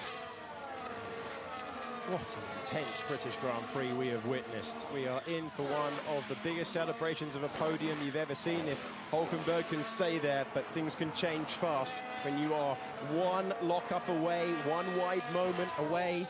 Not easy to close this out, but it would be spectacular for Sauber. Their last podium was in 2012 with Kamui Kobayashi. It's going to be another move this time. No, can't get the place done.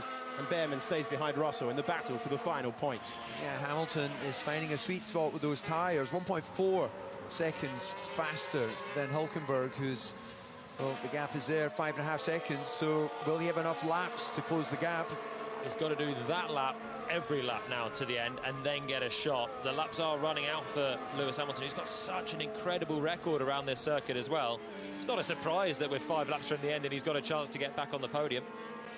Lando Norris will be taking 7 points away from his rival for the title. Back-to-back wins incoming. Piastri will be furious with the penalty that was applied back when his closest challenger on the road was Max Verstappen. Verstappen then had that spin. He's currently running in P6 for the Red Bull on the medium tyres. Hamilton and Stroll went for the soft tyres. 6 seconds between Hulkenberg and Hamilton. Hulkenberg is in his 239th race. He's never scored a podium. No one has ever waited longer to make the top 3 on a British Grand Prix. To remember incident after incident, some amazing overtakes as well. But one mistake can change absolutely everything. Lap 48 of 52. These are still jittery moments. Even though it looks like it's settled down, you've got Norris with a 5.5 second gap over his teammate. But we've seen with Leclerc, we've seen with others, if you put a wheel onto the wet stuff, you can just find yourself skittling off to the barriers as we see Piastri fighting the car, even out of the low speed of Luffield there. And the same for Hulkenberg, 7 seconds. It's a nice gap, but keep it on the track now. It seems easier than when you've got the pressure. Oscar, we're not going to do any team orders. It's just 5 laps to the end. Yeah, look, no surprise in that. I think it's just anger, frustration, the feeling of injustice that Oscar will be feeling. But, you know, when the music stops, the checker flag comes out, you're in control of that restart. He'll have learnt from it. I still think it was hard. I think it was too much for what he did, but in the grand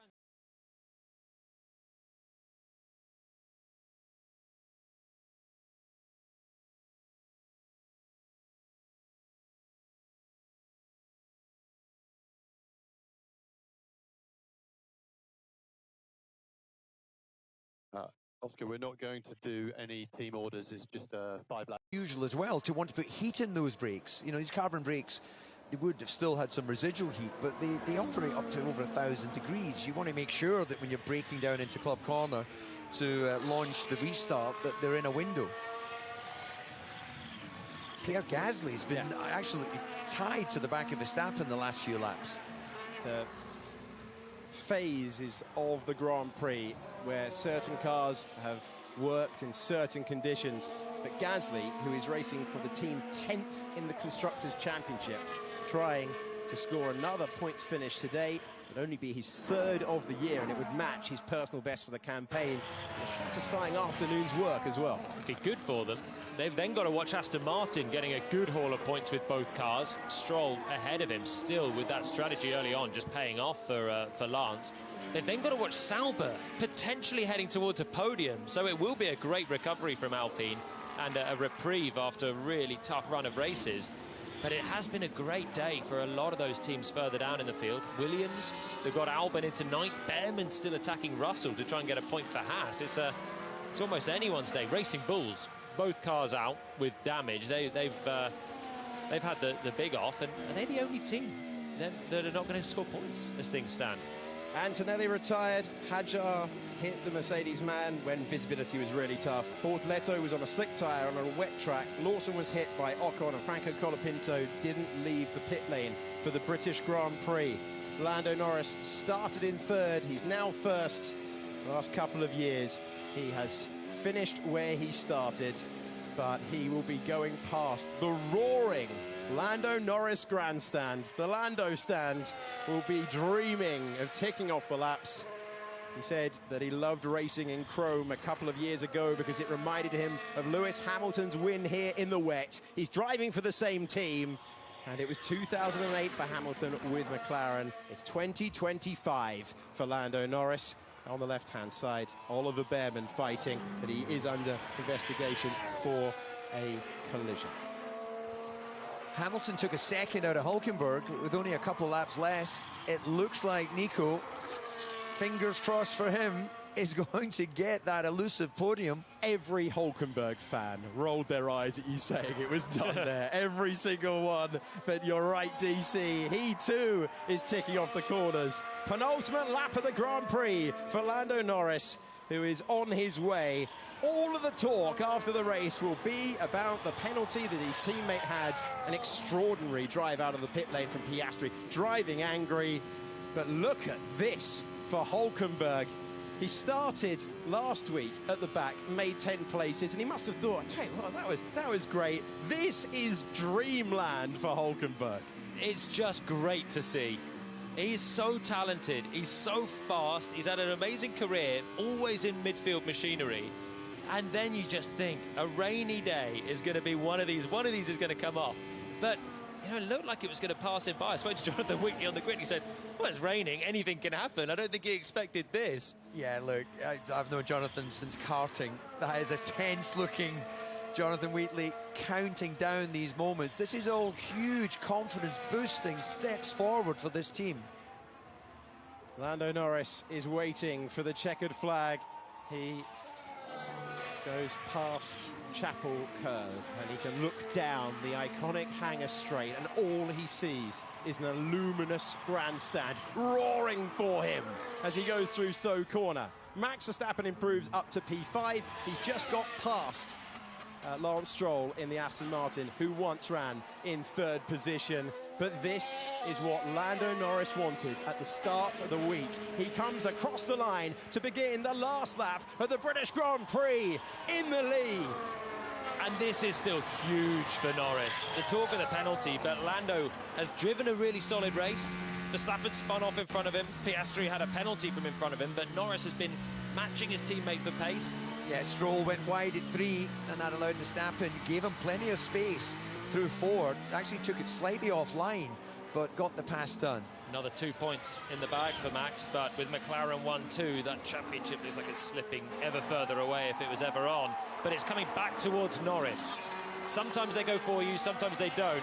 Lando's had it both ways in the past, but this time it has come towards him, and what a time for it. Yeah, there's a papaya invasion of the pit barrier as the team members go out there ready to greet what has been a controversial but fantastic result for the team overall.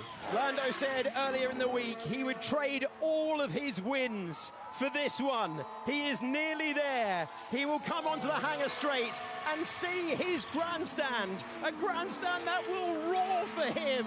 He's about to become a British winner of the British Grand Prix. What a club to join. The club started by Sir Sterling, headed by Sir Lewis. The crowd have risen for Lando Norris in 2025. It's Norris's name on the trophy. Lando Norris wins the British Grand Prix. An incredible drive in mixed conditions. Oscar Oscar Piastri will say the penalty was so unfair, but it's a McLaren one too, as Norris takes 7 points out of his advantage. And how about this? No one has ever waited as long to stand on a Formula One podium.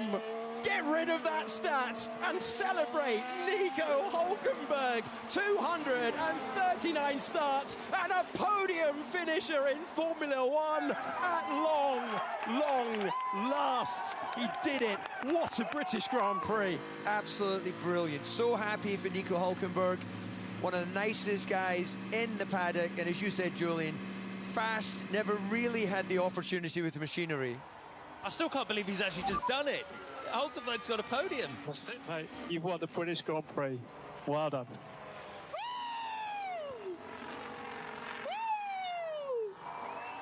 We did it! At home. Oh my God, we did it. This one means a lot, huh? Yeah, it's beautiful. Well done. Incredible, well done.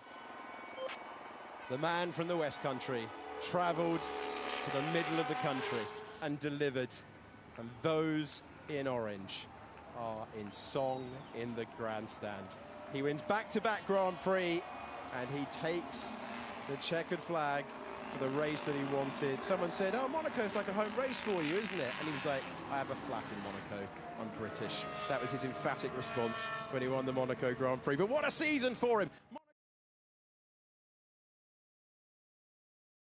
That's it, mate. You've won the British Grand Prix. Well done.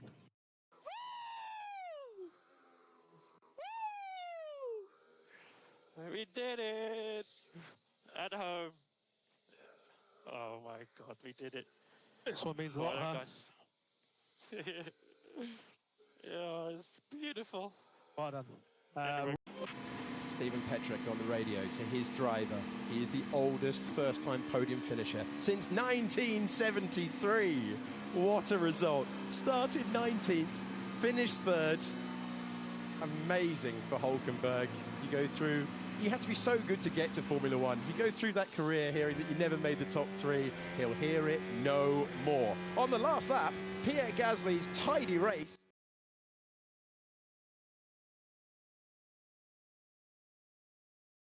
Podium, P3, baby. I don't think I can comprehend what we just done. Oh my God. Incredible, man. Enjoy it. Enjoy it. You did an absolutely fantastic job. I can't believe it. It's a dream, winning at home. It's beautiful. Thanks for the memory. I'll remember this more than anything. Lando Norris, British Grand Prix winner, 8 wins in his Formula One career. 2nd in 2023, 3rd in 2024, 1st in 2025. Lewis Hamilton's amazing run on the podium at Silverstone comes to an end.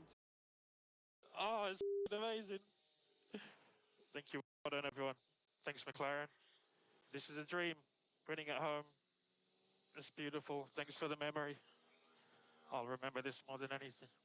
Always talked about, that he always savoured.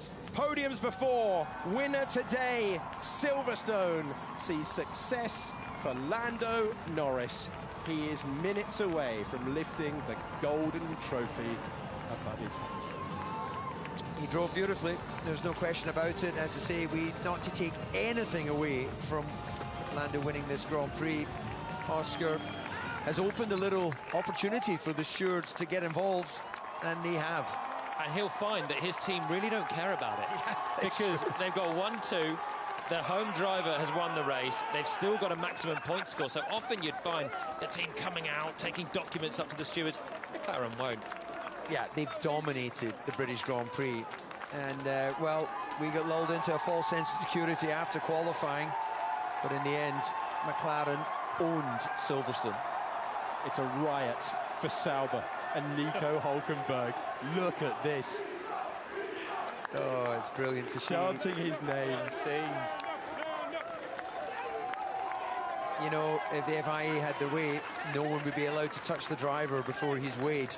But thankfully, common sense of what it means and the raw emotion of this sporting spectacle allows them to go around and, well, share the moment, spread the love. Back row again. Don't know what's happened to his qualifying performances. He used to be a master at that. That's fallen away, and it's worked out perfectly. He doesn't need qualifying. Just turn up on a Sunday. Start at the back row, up 10 places 7 days ago. Today, climbing all the way from 19th to the podium. How can you not love that moment for Nico? Yeah, his driver's weight is checked, all part of the requirement. Zach there, well, pointing to Lando to go and speak to someone. And the Lando stand got what they paid for. All of the... and hug for Mum. Well, I wondered where he was telling him he should go. Don't forget the most important person. Oh, I shared it so with you. Laughing at the emotion. Enjoy. So good. I've got a tear in my eye, actually. Well, you know this feeling. You know this feeling. British Grand Prix winner for McLaren DC. You did it twice. What are you thinking of on that last lap? Please don't break down. It was a different era of reliability. Yeah. We were very fragile. Modern Formula One cars are incredibly reliable. And I used to ask the team to confirm that I had just seen the checkered flag. Such was the doubt that you were having an out-of-body experience. Look how long he's keeping the helmet on as well. I think he's just absolutely mesmerized by this moment.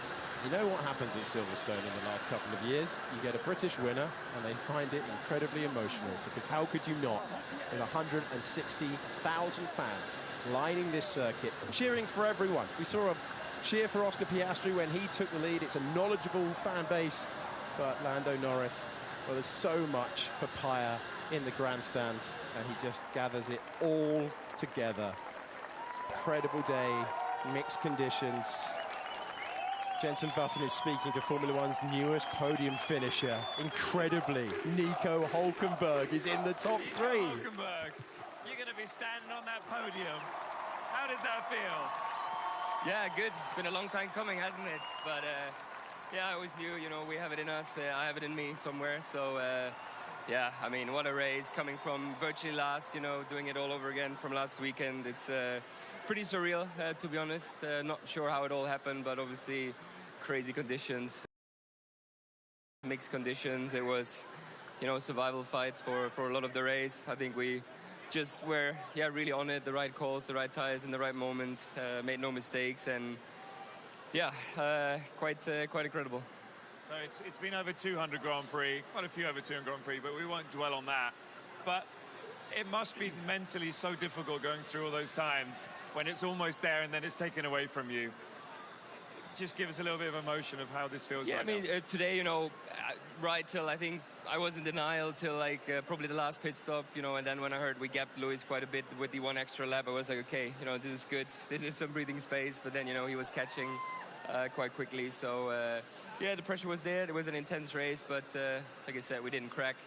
No mistakes, and obviously really, really happy with that. Fantastic, and obviously you had the seven-time world champion Lewis Hamilton chasing you down at the end, so it was like the biggest pressure situation you could possibly have at the British Grand Prix. Yeah, I was thinking that, you know, obviously he's going to give it all here in front of his home crowd, and I was like, you know, sorry guys, but, you know, it's also my day. I got to, you know, stick my neck out, and yeah, super happy, and thank you very much for the great energy and support here every year. Congratulations. Thank you.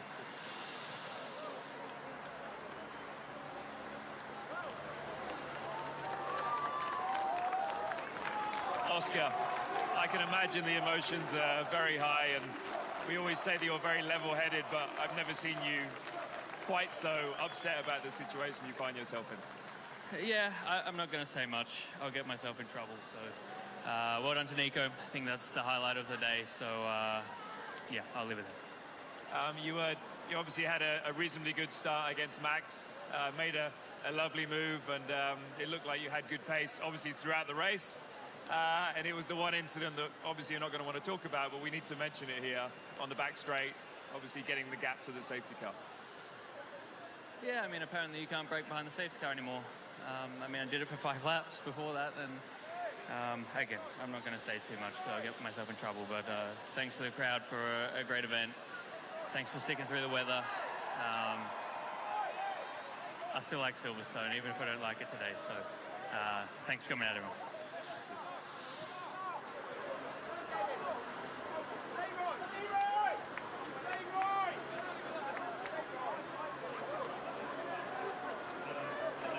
Wow, you just won your home Grand Prix.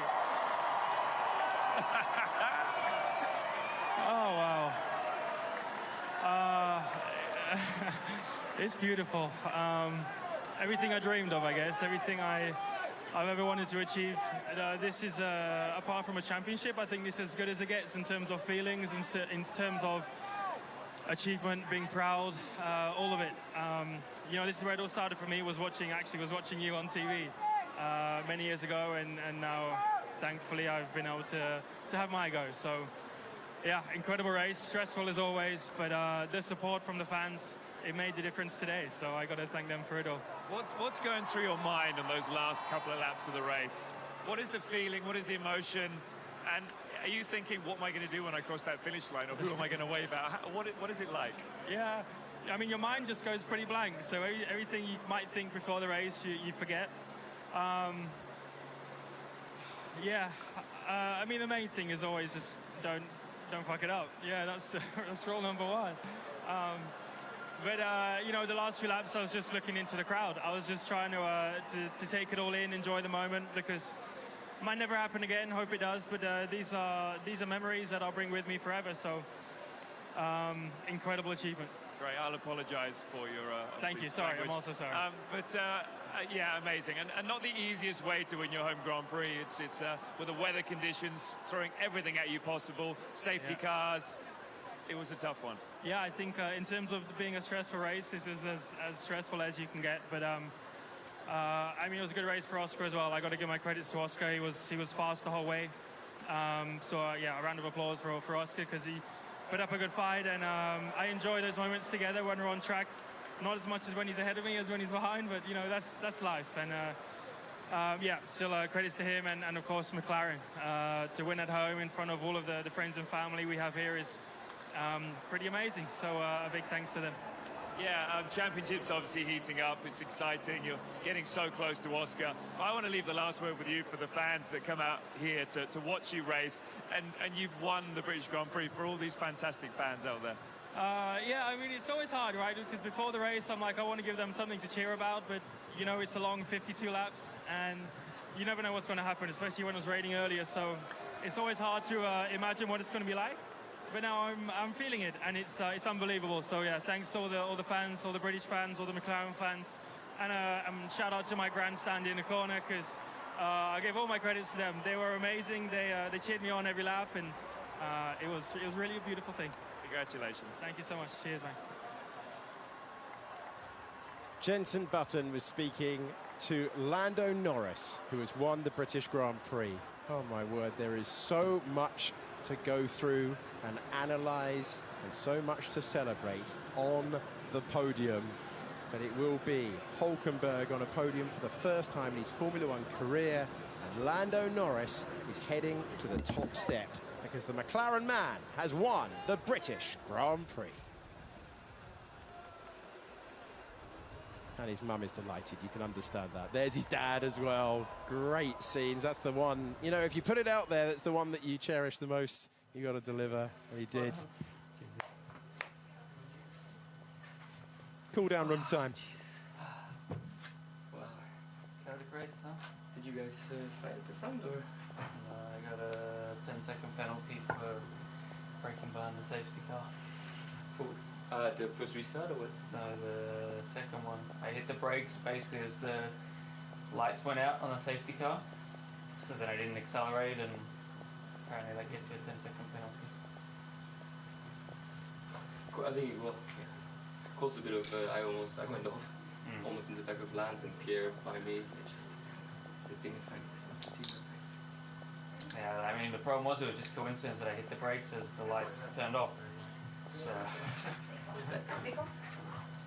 I need it? What do you need it for?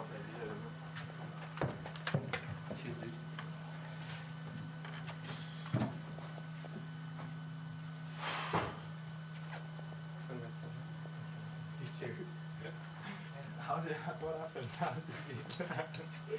I basically I was last in the grid. Started last again. And you did what on like the first bit? Oh my god. I don't know why they went green. I don't know why they went green. I mean, I couldn't see anything behind the safety. Man, like there's the 2 lines. If you miss the 2 lines.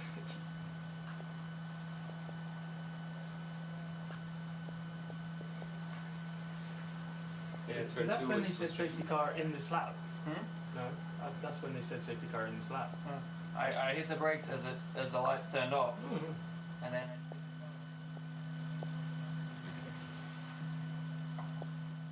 I made a lot of sense today.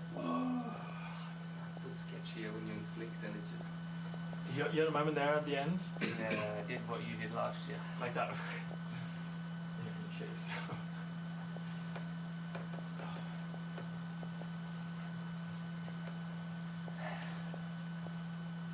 Were you guys on medium or soft at the end? Medium. You were soft, no? No, medium. Oh, you medium. Lewis was soft. Did he dig at the end? Not really.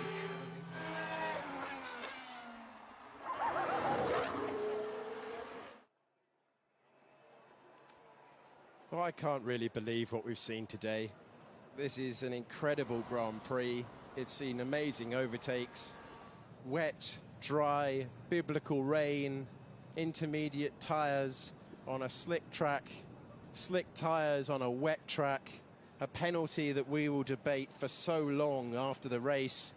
But in the end, Lando and Nico are celebrating on the podium in Formula One and a British Grand Prix that we will always remember. Absolutely incredible. There's the hug. Team principal and Formula One's newest podium finisher.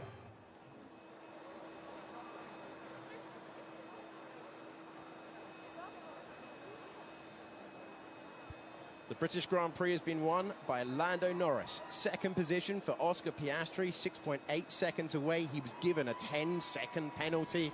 And Nico Hülkenberg is wandering around going, what's this, the cool-down room? Never been here before. He's heading to the podium. He hasn't been there since he was winning races in 2009 as the GP2 champion. Incredible. He's had success the Le Mans 24 Hours, but he must have thought this day would never come. 239 races and a podium finish from 19th on the grid to 3rd position. Wild. Oscar Piastri congratulating his teammate and Hülkenberg, but you can see that he is seething. And it's a 4th win of the campaign, an 8th in his Formula One career. But the smile tells you everything. The British driver is heading to the top step of the podium, and he will hear his national anthem.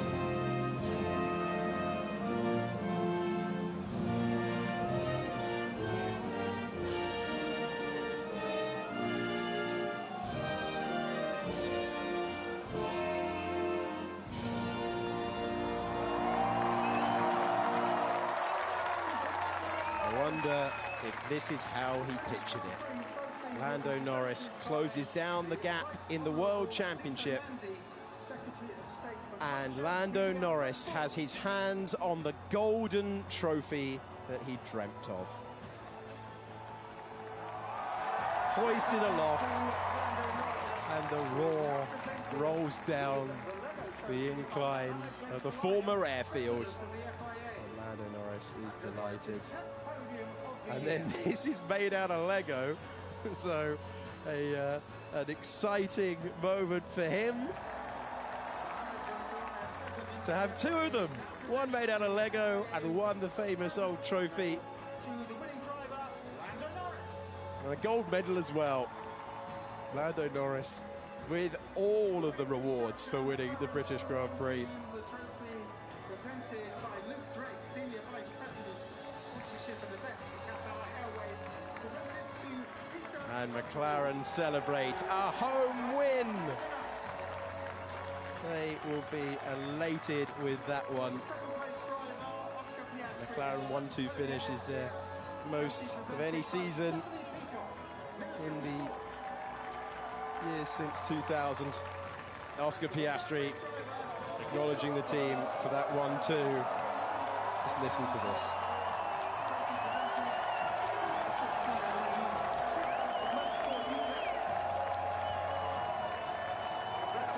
The wait is over.